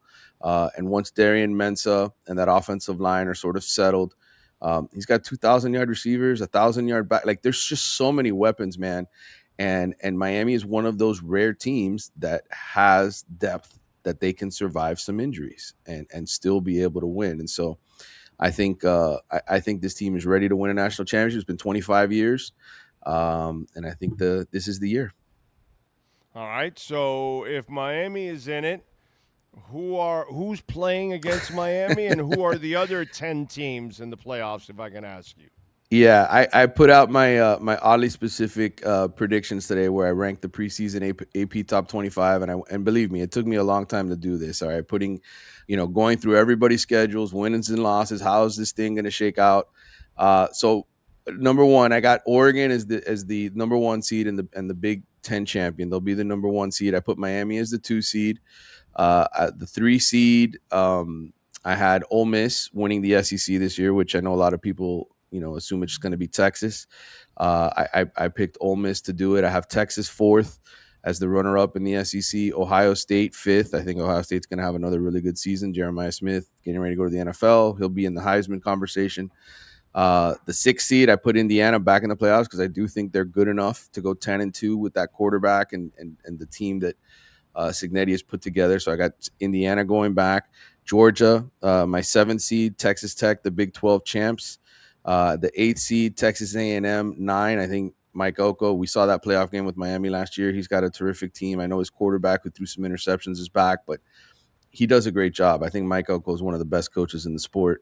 BYU, 10th. I think Kalani Sitake finally gets in because they beat Notre Dame, who is the 11th seed. And then I told you earlier I got UNLV as the 12th. So those are my 12 playoff teams, and I've ultimately got Texas knocking off Oregon in the semifinal, Miami beating Ole Miss in a rematch, and then Miami beating Texas in the championship game in Vegas. That's my bracket. Okay, I like it. It would be absolutely awesome if Miami is able to pull this off and run the table. More importantly, you got to run the table in the regular season. That's the one that I've got to see. No regular season brain farts. You know what I mean? The playoffs is a whole different monster, but it's time to win the ACC, dude. Okay? Yep. I agree. And there's really no excuse. And look, Clemson is in a weird spot. They just lost 9 NFL draft picks. Florida State has been down for a while. You look at SMU and Louisville. I think Miami plays Louisville in the ACC championship game, by the way. That was another one of my predictions. But there's really not a team that should be on the field with the talent Mario has on both sides of the ball. And again, the reason I feel this way isn't because of all the firepower they have on offense. It's because of Corey Heatherman and what I saw that team do last season. I mean, to shut down Ohio State the way that they did, and Texas A&M and even Indiana. Let's face it, Indiana was scoring a shitload of points. And that championship game, without that block punt, Miami wins the national championship scoring 21 points. That's how good that defense was. So, yes, Ruben Bain is a big part of that. Akeem Ezra are big parts. But they've got dudes all over the field. Omar Thornton is the guy to watch this year. We talk about Keontae Scott and how important he was. Omar Thornton, I think, is going to be right there, if not better than Keontae Scott. And that's saying a lot. And Indiana plays such clean football, too. That's the other thing that really helps them out, man, that they play smart football. And that's what I hope that the Canes do this year, play some smart football. So I noticed you didn't have UNC in the top 12 there. Okay. I did not. I left some teams out, including LSU, who I think will finish 9-3 with Lane Kiffin. I do have the Gators making the top 25 at the end of the season. I told you I like John Sumrall and the job he did at Tulane. I think he's going to be the right coach for Florida. So I think the Gators have a little bit of hope. I don't know that Mike Norvell. Somebody asked me yesterday, what's going on with LSU? And I go, you hired Lane Kiffin, bro. It Right. comes with the territory. Yeah. Did you not see Tennessee? Did you not see the Raiders at FAU, Ole Miss? Like wherever he's been, it's chaos. You know what I mean? And it's like you brought on Tyreek Hill. Well, something comes with it. You know. Oh, you're gonna bring in Angel Reese. Well, you know, shit's going to come with it. You know, there are players out there, people out there that when you bring them onto your organization, baggage comes with it. You know what I mean? And LSU may have a hell of a coach, but they're also going to have to deal with distractions because the guy creates distractions. And you know what? He can sit there and say he pulls himself off of social media and that he's not, you know, going to be a part of it. But the moment, you know, anything happens, what's he doing? He's going on the McAfee show right away, right? To go talk about what's going on. So he clearly knows being visible. And that's something good. Mario goes on the McAfee show too. It's good to be a big presence in college sports. The problem for Lane Kiffin is hold on. But when Mario goes on, it's a different conversation. Agenda. Yes, It's a different. There's a different level of professionalism that goes with it. You know what I'm saying? So that's where it's not the same. You know, like I had some idiot on social media today, like, oh well, Biden and Obama changed all kinds of names too to things, and I go, hey asshole, they didn't change him to his name. They didn't change him to the Obama or Biden or whatever. No, this asshole names everything under himself. Completely different. Okay? You know, it's like, yeah, I know they all renamed. Everybody does stuff like that, but not like that. So, you know, apples and oranges. And when Mario goes on, it's apples and oranges. When Lane goes on, there's an ulterior motive to it. You know what I mean? Right. Well, I was just giving Lane credit for trying to remain visible. The problem for him is he's remaining visible for the wrong reasons. Mario, at least, like you said, goes on there for the right reasons, and there's a difference. Can you imagine Mario's leaving and saying, well, you know, I left Oregon because, you know, they're really racist over there. No, bro. Right. No, even if Mario even thought that, he wouldn't even say it when he's 90. Right. Retired and 90 and old, he would die with that comment. He would never even say it public because that's not who he is. That's not how he carries himself. And that's where, you know, that's when you hire people like this, bro. Mm-hmm. You know, it's when we were young, Jerry Glanville, same kind of thing. You know, now it was maybe a little different, but he brought some kind of, he was going to leave tickets for Elvis wherever he was. Didn't matter who he was coaching.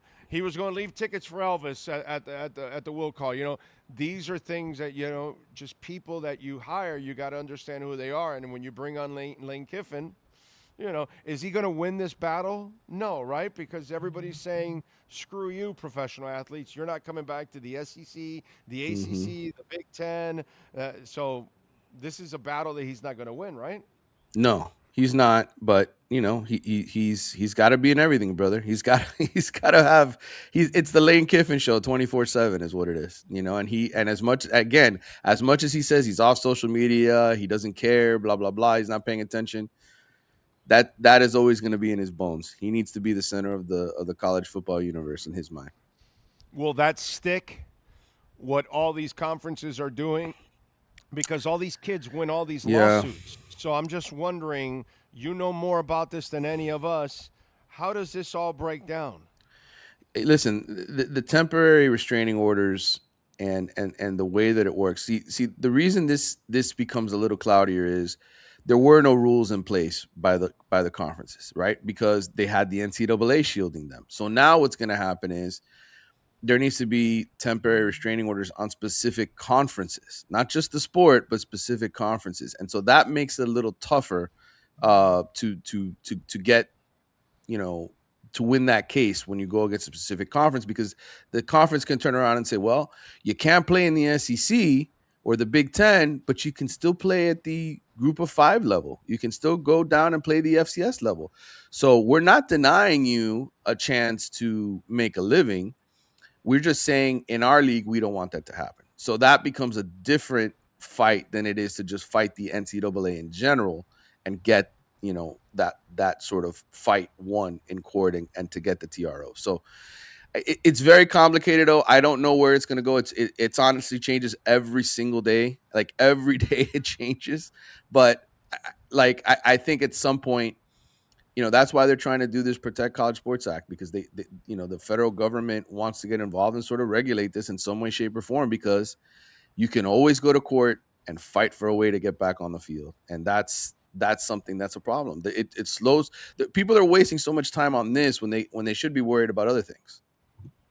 Yeah, and the problem is when you're in a right-to-work state like Florida, ooh, baby, that the NCAA is not going to have a lot of luck in those kind of cases. Right. Even in our business, when they give you like a no-compete and you go somewhere else, you could actually take them to court and you'll win it practically every single time. You'll have to spend your money, obviously, in the lawyer, but you can win every single time because this is a right-to-work state, and you can't stop people from making a living. That's just not right. And that's always, in the end, to me, when I look at all this, it's like the Supreme Court ultimately gave these athletes a right to make money. And they didn't have it before. We had the amateur status and all this other kind of stuff. But now that rule doesn't exist anymore. The big victory happened in the Supreme Court. So everything that comes in the aftermath of this is just arguing over crap that in the end, people, the players, the athletes have the right to earn money. And that's not going to be taken away from them. All right, what do you got going on leading up to the opener on Friday? Yeah, man, a ton of stuff that I've been churning out. I had my my 8 takeaways from Kane's camp that ran in The Athletic. I just posted my oddly specific predictions today. Done 2 podcasts on the Canes that you can find on my YouTube channel as well when you're done watching Big O today. And then next week we got the Hope-O-Meter. Every year I get to write the story on the way every fan base is feeling about their school heading into the season, and so that's always a fun assignment. I just finished writing it about 2 or 3 a.m. last night. So I'm trying to get a little bit of R&R here today before I jump in front of that TV all day Saturday, brother, and watch a bunch of games and write about stuff for Sunday. So it's the busy season has come for me. But I'm glad we got games finally, bro. Yeah, absolutely. Thank the Lord. Yeah. All right, follow him on Twitter at Manny_Navarro. More importantly, subscribe to The Athletic. Support him there, and you can get all your news there and all the sports going on, because they've got so many writers there covering everything with The Athletic. Manny, as always, thank you, my brother. We will catch up next week, my friend. Good talking to you as always. There's just one place to enjoy your Acura Summer of Performance event, Acura of Pembroke Pines. So hit the road in the new ADX, $289 a month. Acura of Pembroke Pines, the #1 volume Acura dealer. There we go. A little sorry about that. I hit it a little early there for Manny. Anyway, appreciate Manny as always. Thank you all for tuning in. Don't forget, you can make a donation to the show, Cash App or Venmo at Cash Big O Show. That is Cash Big O Show. Cash App or Venmo. Use the QR codes there to make the donation. Send in your questions, comments, insults, all kinds of good stuff. Appreciate you. Thank you all out there. Jeff, thank you, sir, for the love. Like the national tidal wave, says Sweet Baby Ray. Boy, I did see those floods and everything in Nepal and Tibet. Wow. That stuff was sad, brother. Damn. Buenos dias to you, John Esslinger. Pulido, what the F up is with you, sir? Lenny Pena, I'm late due to a long-ass meeting at work, but that ain't keeping me from being a part of the CTSW, baby. That's the corporate time-stealing weasels. That is the line that the late, great Mad Dog used to use all the time. And those of us that know. By the way, Michelle got back to me on that. So it is 4 head coaches and 2 GMs. I thought it was like 3 or 4 GMs.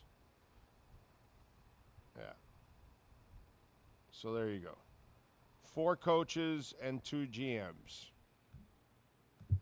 And lots of players. That we can do. How many have come and gone? It's crazy, man. Let's do a little music. Let me get that out of the way. Get a little business out of the way. A little música. And we always do famous people born on this date, which is August 28th. And we start off normally with musicians.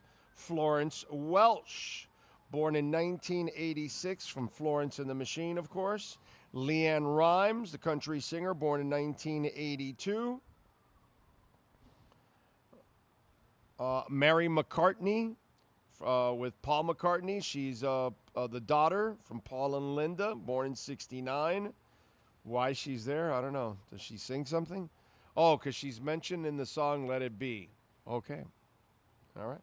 Jack Black, actor, comedian, musician, born in 69, Tenacious D.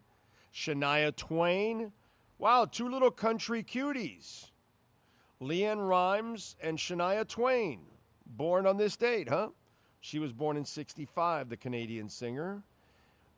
Kim Appleby, the British singer, born in 61. Wayne Osmond from the Osmonds, born in 51. Oh, look out. It's Kyle Lowry. Let's see who else celebrating birthdays today. Oh, Hugh Cornwell from the Stranglers, lead singer, born in 49. Danny Serafin from Chicago, born in 48. David Soul, Starsky and Hutch, but he was also a singer too, born in 43. Sterling Morrison, one of the founding members of Velvet Underground, born in 42, guitarist. Joe Osborne, bass guitarist, known for session musician in Los Angeles and Nashville with the Wrecking Crew. You can hear his work on the Mamas and the Papas, the Carpenters, the Association, the Fifth Dimension. Osborne can be heard on Simon and Garfunkel's Bridge Over Troubled Water, the Fifth Dimension's version of Aquarius. Passed away in 2018 at the age of 81. Bless that man. Clearly talented, because a lot of people, a lot of really good people, ended up using him. Now we move over to other famous people that we lost or born on this date, that is. Elizabeth Ann Seton, U.S.-born Catholic saint, born in 1774. Don't know why that's there. Comic book artist Jack Kirby, born in 1917. Baseball legend Lou Piniella, born in 43. He's 83. Lou Pinella's the best. He'd be sleeping on the bench. They'd tap him. Hey, Lou, we need a hit, but drive it to right field, can you? No problem. Hey, Lou, we need a hit, but we need it at left center field. Can you do that for it? No problem. Hey, Lou, we need a hit. Drive it straight down the left field line. Oh, no problem. You know, back in the day when they used to be able to bunt, move people over, hit baseballs to opposite fields. You know, like when they used to teach hitters to be hitters. Oh, I'm sorry, you young baseball fans, you don't know about those things. That's right, I forgot about that. Actress Barbara Bach, born in 47, she is 79. Actor Luis Guzman, born in 56, he's 70. Actor Daniel Stern, Home Alone, born in 57, he's 69. U.S. Olympic Hall of Fame figure skater Scott Hamilton, born in 58. Actress Jennifer Coolidge, Stifler's mom, born in 61, 65. Filmmaker David Fincher, born in 62, 64. Actor Jason Priestley, 90210, born in 69, he's 57. World Figure Skating Hall of Fame member Todd Eldridge, born in 71, 55. International Swimming Hall of Fame member Janet Evans, born in 71, 55. Actor Armie Hammer, born in 86, 40. actress Kyle Massey, 91, 35 today, and actor Auguste Maturo, born in 2007, 19. Now we move over to what happened today in music history. And on the 28th of August, in 64, the Beatles were affectionately pelted by countless jelly beans, their favorite candy, by screaming hysterical fans at a concert in New York's Forest Hills Tennis Stadium. I've seen a concert there. The lads hung out with a young Bob Dylan after the show. I went to one concert at Forest Hill Tennis Stadium. I saw Tom Petty, and he passed away 2 months later. And Peter Wolf from the Jay Giles Band was opening up. Really cool concert. By the way, cool place to see a concert. Okay? I like Rolling Hills. It's a nice place to see a concert. In 71, John Denver's first hit, Take Me Home, Country Roads, peaked at number 2 on the Hot 100. In 78, Devo's, Tonight is Devo in concert. Are We Not Men? We Are Devo was released, produced by Brian Eno. The band's debut album was met with mixed reviews at the time, but today is viewed as one of the most significant albums of the post-punk and new wave genres. In fact, a number of musical luminaries were interested in producing the band's debut, including Iggy Pop and even David Bowie. I didn't know that. Are We Not Men introduced the world to Devo's unique brand of humor cynicism, summed up by their belief that mankind is devolving into bestial idiots rather than evolving towards perfection. He's right. He's right. Definitely, we're turning into idiots. In 84, the Jacksons Victory Tour broke the record for concert ticket sales after surpassing 1.1 million mark in 2 months. In 89, Motley Crue released their 5th studio album, Dr. Feelgood, so well produced. One of the best produced albums of all time. It features the title track, Kickstart My Heart, Without You, Don't Go Away Mad, and it's the same old situation. It's the same old ball and chain. In 93, Billy Joel started a 3-week run at number 1 on the U.S. album charts with River Dreams. In 96, Isaac Hayes, who co-wrote the Sam and Dave classic Soul Man, sent a protest letter to presidential candidate Bob Dole requesting Dole to stop using his song, which supported had changed, I'm a Dole Man. I'm a Dole Man. In 2001, Weezer released Island in the Sun, the second single from Weezer's AKA The Green album, and their biggest hit, right? In 2001, Stereolab released their 7th studio album, Sound Dust. In 2011, Beyonce revealed her pregnancy during MTV Video Music Awards, setting Twitter on fire. In 2014, Fall Out Boy and Paramore performed at the Minnesota State Fairground, like everybody else does. In 2015, The Weeknd released his 2nd studio album, Beauty Behind the Madness, and it features Often and Can't Feel My Face. And 2020, Angel Olsen released her 5th studio album, Whole New Mess. And in 2020, Katy Perry released her 6th studio album, Smile. Let's see if there's any birthdays that weren't on the initial list, because sometimes there's 1 or 2. Steve Whiteman from Kix is 70 today. And that is it. And that's what happened today in music history. All right. Thank you all out there as always. Who was the last great president in your opinion? Great president?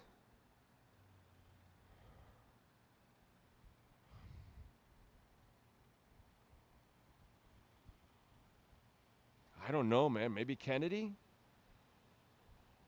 and that was before my time.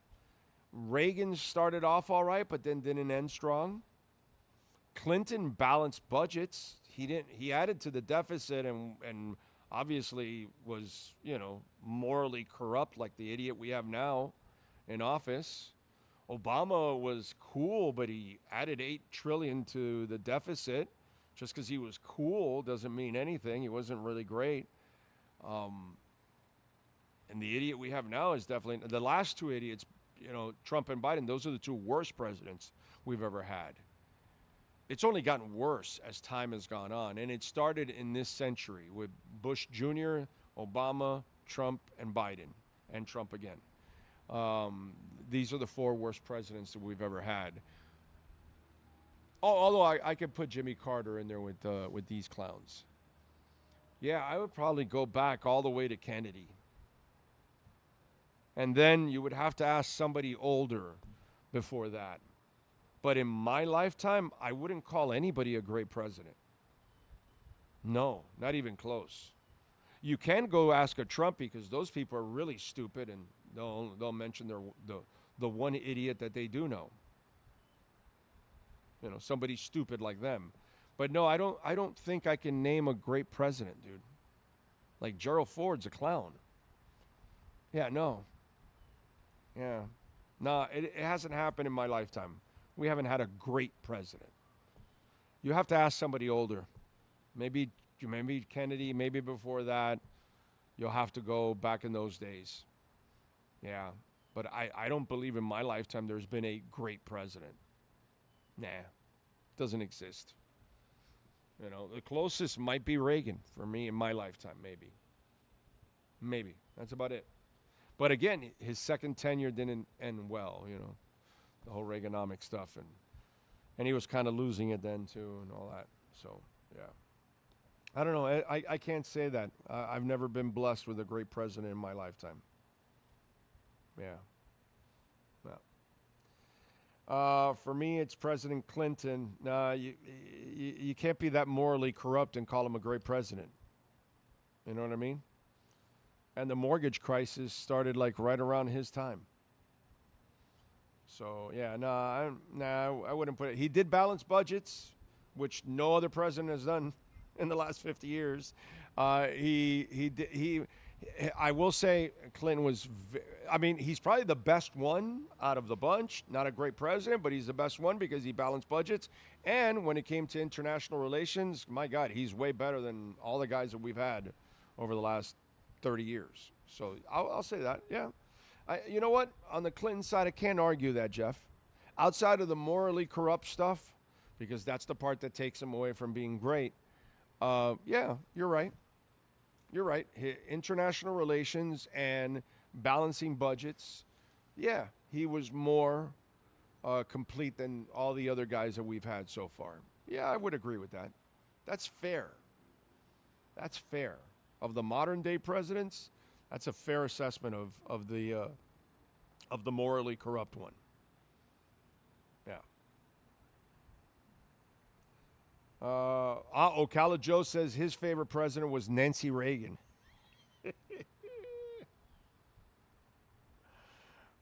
Clinton, close but no cigar. Hang on. Clinton was the last best president only because Republicans had the House and Senate and he worked with them. Yeah, Clinton was the last guy that could work with people. Both sides of the aisle, international relations. He was good at that, man. He was good at that. He deserves credit for that. Yeah, nowadays we don't have people that can work with each other anymore because either side won't do that. The far left and the far right are, they've ruined everything. So yeah, now you can't even find a half decent candidate now. You know what I mean? Look, I got the governor's race now, and I'm gonna end up voting for Jolly only because there's no way I'm voting for a Trump butt licker. There's no way. If there was another Republican, then maybe I could vote for him, like one that isn't a Trumper. You know what I mean? But there's no way I would knee pads Donalds. There's no way I'm voting for a Trump bitch. You know what I'm saying? And I got to vote for that shitty-ass Jolly. But I'm only voting for him because I'm not voting for Trump's bitch. That's it. That's the only reason. But I am going to do that only because you got to get all this Trump shit out of here, bro. You know, the good thing, I tell you this, America, we're on our way. Because Trump has killed MAGA. MAGA's dead. Everybody looks at MAGA like a complete joke. Like, if you say you're MAGA, they're laughing at your ass. It's stupid. And at this point, most people have given up on it. Now we got to crush the far left. Now if we get rid of all the Newscoms and the AOCs and all those losers, maybe we can get our politics back. Maybe we can get somebody back in the middle. Because we know the far-right idiots can't get in the middle and the far-left idiots. But the good thing is we need somebody on the left to completely ruin that party. And so that way those losers get off of that trip. Because now the right is, you know, they're finally like dumping this loser. And they're figuring it out because, I mean, how much can you look stupid? You know what I'm saying? You can't keep looking stupid. You know what So that's our hope. That's our hope. We've killed the far right. Now we got to kill the far left. And then maybe we can get back the middle of our country. Would be nice. Let's see. You call Byron Donalds a bootlicker? I call him knee pads Donalds. Because he's on the knees and he is just slurping the Trump log. So nobody goes through more knee pads than Byron Donalds. Yeah, he should be he's an embarrassment. Big O, what do you mean by morally bad on Clinton? Yeah, the Monica stuff, and yeah, do you think Monica was the only thing he did? Come on, man. Clinton was not a good dude, morally. So yeah, of course. Yeah. That's not presidential, bro. It's not how you act. You can't go grab an intern and use her as a human humidor. That's just not, you know, it's not the way it goes. And you just can't do that kind of stuff. And he did other things also. Come on. We got to call it like we see it, you know? So, yeah, that stuff is unacceptable. That's definitely not presidential. All right, Cash App or Venmo at Cash Big O Show. That is Cash Big O Show, Cash App or Venmo. Andrew says far left DSA has some bad policies that won't work. They do, however, accept election results when they lose. No, listen, no side is perfect, bro. Yeah, the far right has that whole shit that if we don't win, the election is rigged. And as Massey, their own guy, says, we have the White House, we have the House, the Senate. Well, what's wrong with voting? Common sense. But Massey is not like the far right Trumpies. He's a little bit more in the middle. You know what I mean? He's not like those idiots. So it's different. But yeah, what are you going to do, bro? Both sides have terrible policies. Both sides overspend. We're screwed. So we do what we Americans do. It's like I tell you, it's a political pendulum. So one side sucks, and then we'll go to the other side. And then they'll suck, and then we'll go to the other side. That's how we've done it. And we went 8 years to George Bush Jr., and then we figured out, okay, he sucks. Now we go to Obama, and we go for 8 years, and he sucks. And now we go to Trump, and we only give him 4 years, and he sucks. And then we go to Biden, we only give him 4 years, and he sucks. And now we gave Trump 4 more years, and he'll suck. And we'll go back to the left, and we'll give them 4 years, and they'll suck also. Nothing's going to change. You know what I mean? It's like the whole Warsh thing takes over, and people don't expect him to print, and he's going to all of a sudden, that's not going to happen, dude. They're going to print to kingdom come.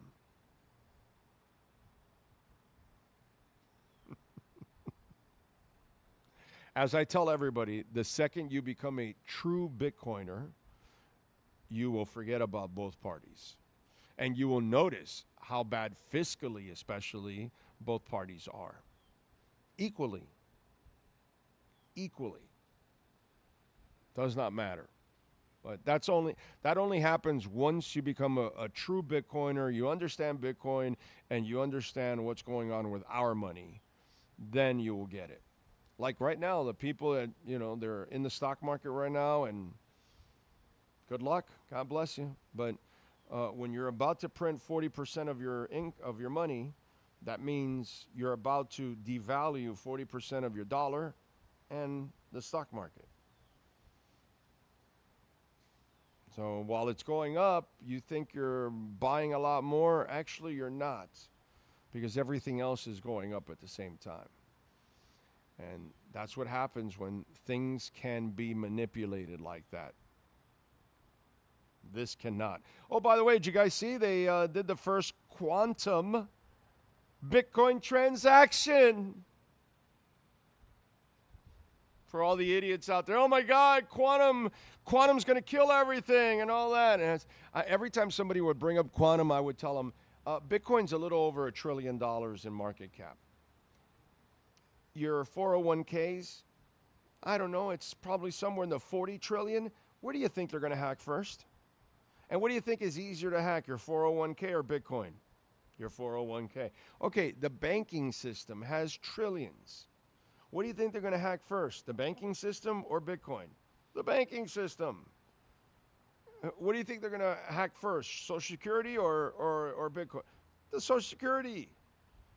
There's so many other things that have a bigger market cap where they could get more money, and they'll steal more money. And it's way easier to hack all those things. Hacking Bitcoin is near impossible. So why am I going to bother with something that's actually a small market cap? Let me just go hack the banks. That's what I love about the idiots that talk about quantum computing. Oh, but wait a minute, quantum. Yeah, exactly. And all your money's gone too. And everything else. But they won't do that. Why? Because everything will have quantum extensions. But if you're uneducated and you don't read up and you don't follow up on what's really going on, you'll spew one lie after another. And oh no, quantum computing is going to hurt it. And then you're like that guy Jim Cramer, who's a complete moron, and you do stupid things and you say stupid things constantly.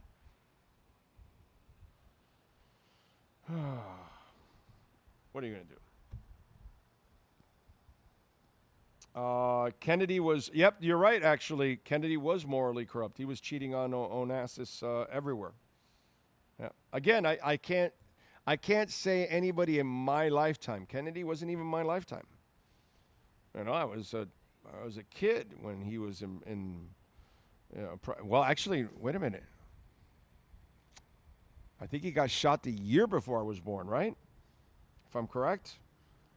So yeah, it wasn't even my time. So I can't even speak for Kennedy because I don't know anything enough to say how good he was or people before him and all that.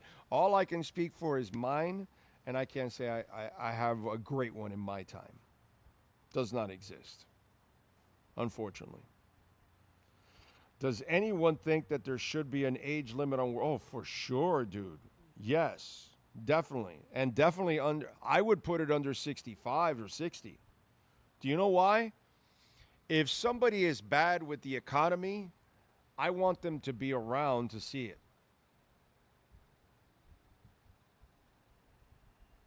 So if you're in your 50s and you make bad decisions, you're going to be around to see it in your 60s and 70s.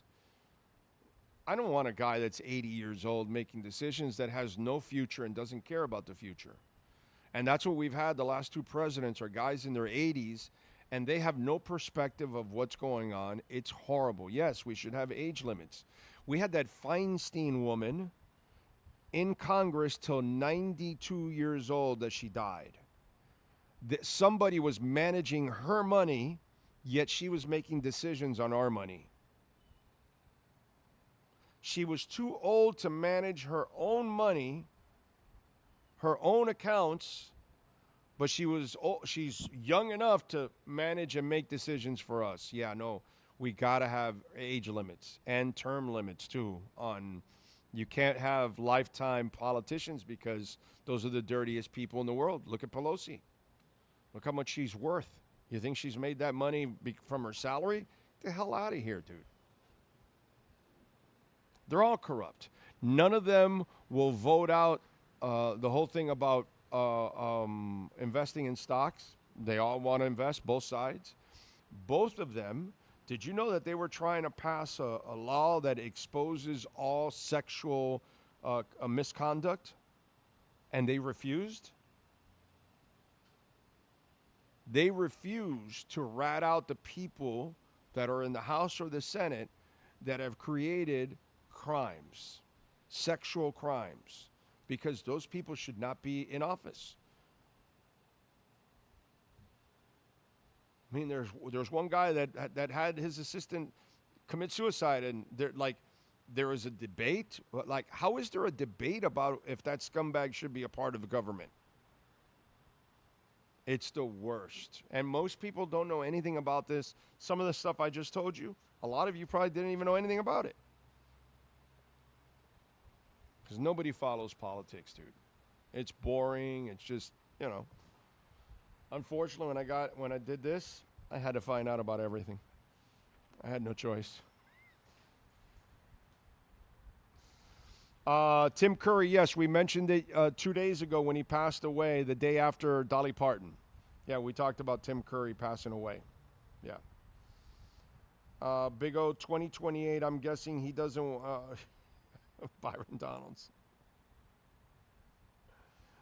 Party of Law and Order. Vote for Ken Paxton. Bro, that guy's going to lose to Tallarico. If Texas goes blue, that'll be like,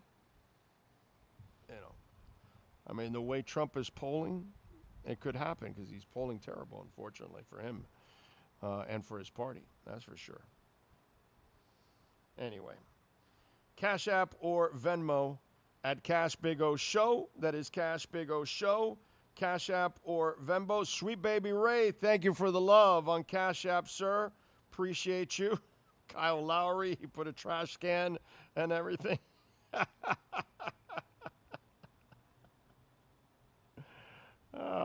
Good stuff. Thank you. Thank you, Ray. Appreciate you, man.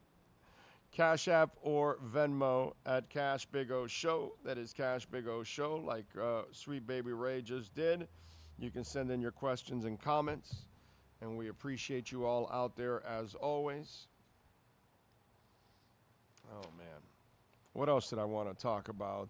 The ACC is now joining the Big Ten, the ACC, the Big 12 on banning professional athletes, which I like that already at this point. This whole thing with this LSU tight end, that the guy was in NFL camp, and because he's failing and not going to make it, now he wants to go back to LSU. And I don't like that because, one, dude, you went to the pros and you took up somebody's roster spot, and now you're going to go back to college, and now somebody that was there, maybe you're going to be taking their spot. It's very disruptive. If you take the next step and work on it. And if you don't make the NFL team, dude, then you try to make another NFL team, or you wait for the CFL, or what's it called? UFL, XFL? I know they merged. I don't know what they call it now, but whatever. If that's what you got to wait for, then wait for it. But you just can't keep having this mess. Plus, it will create another dirty level of recruiting. You're actually going to go find guys that were undrafted, fringe guys that may have a year left, and you can say, hey, come back to college. And it's very disruptive. I'm glad that the ACC is joining it. Now, again, here's where I'm not a smart man at this point. Here's where I need a Jeff Welt or, a lawyer out there. That's why I asked Manny in our conversation, okay, they do that, but does that mean that they'll still win their cases? Or does that mean that these kids, if they take them to court, they're going to win these cases and they end up getting back onto teams? It's kind of something, it's really weird. It's a weird dynamic that they have going on in college. So, I don't know. What else? Oh, unfortunately, it would take a whole lot of people to end this BS by overthrowing the government because nothing ever changes. Yeah, and we won't get a third party. I would love a third party, but it won't happen in my lifetime. Some of you young people out there, maybe there's a third party in your lifetime, but I'm going to be 60 in a month, 5 weeks or whatever, and there's no way that in my lifetime a third party develops. Maybe 30 years from now, 40, 50 years from now, a third party can finally come up. There's so much money on these two parties, it's crazy. Chuck Grasserly of Iowa is 91 right now. Yeah, it's unacceptable. Oscar says, I've noticed that you only blame the presidents for printing the money. It's really all government, the legislative branches. Congress, remember, is in charge of all the money spent, the budget printing. Well, right now it's Trump printing. And he's got control of the House and the Senate. And they do everything that he wants to do. $1 billion for a ballroom out of our pockets? Go for it. He wants to give $20 billion $40 billion to Argentina. He does it. He wants to bail out the yen. He does it. They're all doing everything at his whim. Everything that he wants. That whole party is just a bunch of sheep. They go and do exactly what he wants. So I disagree with you on that one, Oscar. I'm watching it right now in live. Warsh is doing the buybacks because of Trump. Warsh is a hawk. He's been a hawk his whole life, and he can't be a hawk because he's under this guy. Besant is another guy that is completely staining his entire reputation because of that guy. Besant's boss, his mentor, Druckenmiller, came out and just ripped him for doing the buybacks that they're about to do, the $1 trillion buyback. The guy that taught him everything he knows is telling him that's a stupid move. But why do you think he's doing that stupid move? Because of the orange idiot. So I completely disagree with you, my brother. The printing and everything that's going on right now, it's because of one guy. How come under Clinton they balanced the budget every year? How come every president after that has never balanced the budget?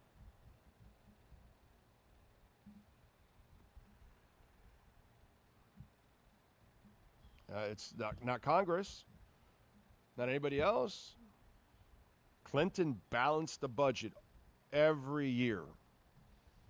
How come other presidents don't do that? So I disagree with you.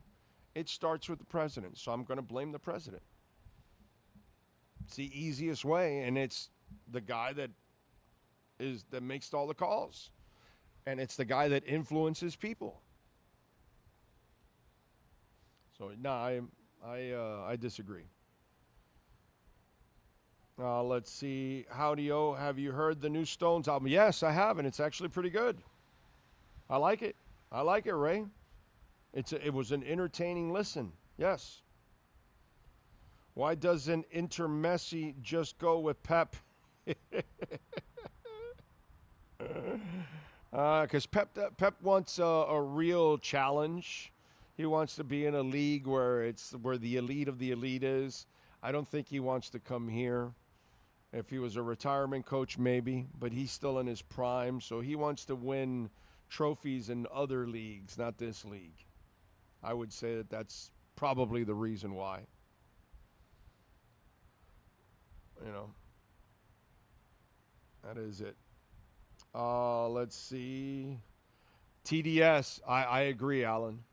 I am with you 100%. When you see people putting a patch on their ear, that is TDS right there. Oh, yeah. Yeah.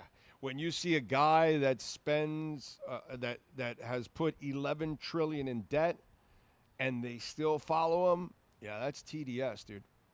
Yeah, a guy that hangs out with Epstein and you still follow him, yeah, that's TDS. I would agree with you 100%, Alan. Yeah. Especially with, I mean, you put a patch on your ear, that's as TDS as it gets. Have you seen those people at the rallies? I would agree, my brother. I'm with you there. That's as TDS as it gets. 100%. I agree with you, Alan. What else? Goodell wants an international league, makes more money for him. Of course, it's the next revenue stream. We've talked about this for years. That'll happen eventually. I don't know when, but you'll have a division in Europe. I've been saying this for well over a decade now on my show. You will definitely have a division in Europe. Guaranteed. Okay? There's no doubt about it. Ryan Fitzpatrick, props to you, sir. I like it.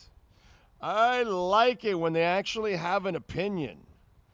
And Ryan Fitzpatrick, well, he took a shot at Deshaun Watson. He says, Deshaun, once he fails, Shedeur is going to jump into this thing, and he's going to be the guy, and this city is going to get behind him. Yeah, but you think he'll fail? Herb Street Senator's response? Yeah, it's going to happen, Fitzpatrick replied. I like that. I think he's going to fail too. And I've been saying this now for the last week or whatever since they named him. I just got a feeling that they want to get through this already.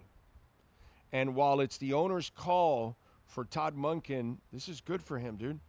You got 2 road games. He gets to fall on his face in those 2 road games. And then you say, that's it. We go with Shedeur with the home game in the game 3 and move on from there. And that way you're done with it. And it's if Shedeur's struggling, you're going to be calling for Watson or something along those lines. The fans don't want him. So now the fans don't have to deal with him at home. You got 2 road games. There's a part of me that says, just get over this, get through it, and move on. But I agree with Fitzpatrick that he's going to fail because I believe he's lost his mojo. It's too many years of idle and sitting and not playing at game speed and reading and reacting on game speed. It's just too many years. And I would imagine that right now there's a little doubt also setting in for him. But I love the fact that Fitzpatrick was brutally honest about it. That I do like a lot. Healthcare plan is coming in 2 weeks. I agree. He'll have it done. He'll have it done. Guaranteed. Always. I mean, I always trip out on that. I mean, think about that. You were talking about the Obamacare thing for 14 years before you got elected the first time. Then you got elected, you did nothing about it. And then kept complaining about it. And then Biden takes over in office and you keep complaining about it. And then did you have a plan? No, they have concepts. Then you get elected again. Did you think of a plan? Any concepts come to light? No, you just canceled it and 30 million people are out. That's it. Didn't have a plan to replace it or anything like that because you don't care. That's all right. That's how it goes. But you'll have all the TDS people that will follow no matter what. Exactly what Alan says. Those losers, no matter what, he can do whatever he wants. Kill somebody, rape a kid, hang out with pedophiles. Doesn't matter. They'll keep following. Alan Caballero is right. TDS is alive and well in that party. Can you imagine putting a patch on your ear after the guy got shot? Do you know what kind of a loser you've got to be? A TDS loser. Yeah, those people with no teeth and at the rallies, those are Alan's people right there. He's right. What else? Correct, Ocala Joe. President, he has the final say. The president proposes the printing. Congress has to approve it because they got control of the money. It's sent back to the president, can veto it. Yeah. I'm blaming the president, bro. Everybody gets the blame. I'm gonna blame Obama, like I'm gonna blame Bush Jr., like I'm gonna blame Biden, like I'm gonna blame Trump. Fair is fair. And that's what I gotta call it that way. All right. A president has to have priorities. Kennedy Center, reflecting pool, Iran war, dirt bike jumps at the White House, Lake America, Gulf of America. These are priorities, bro. You know what's the funny part about all of that is all of that will get changed back again. Every single thing that he named will get completely axed and go back to what it was. Whoever the next president is will change all of that. So you're just wasting money and wasting time, and that's all it is. So, yeah.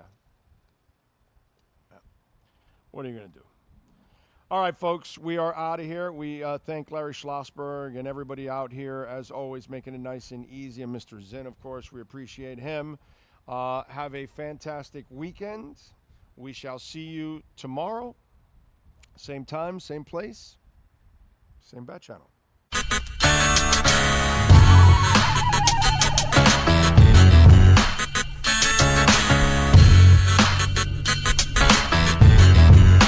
This is the Big O Show. This is the Big O Show.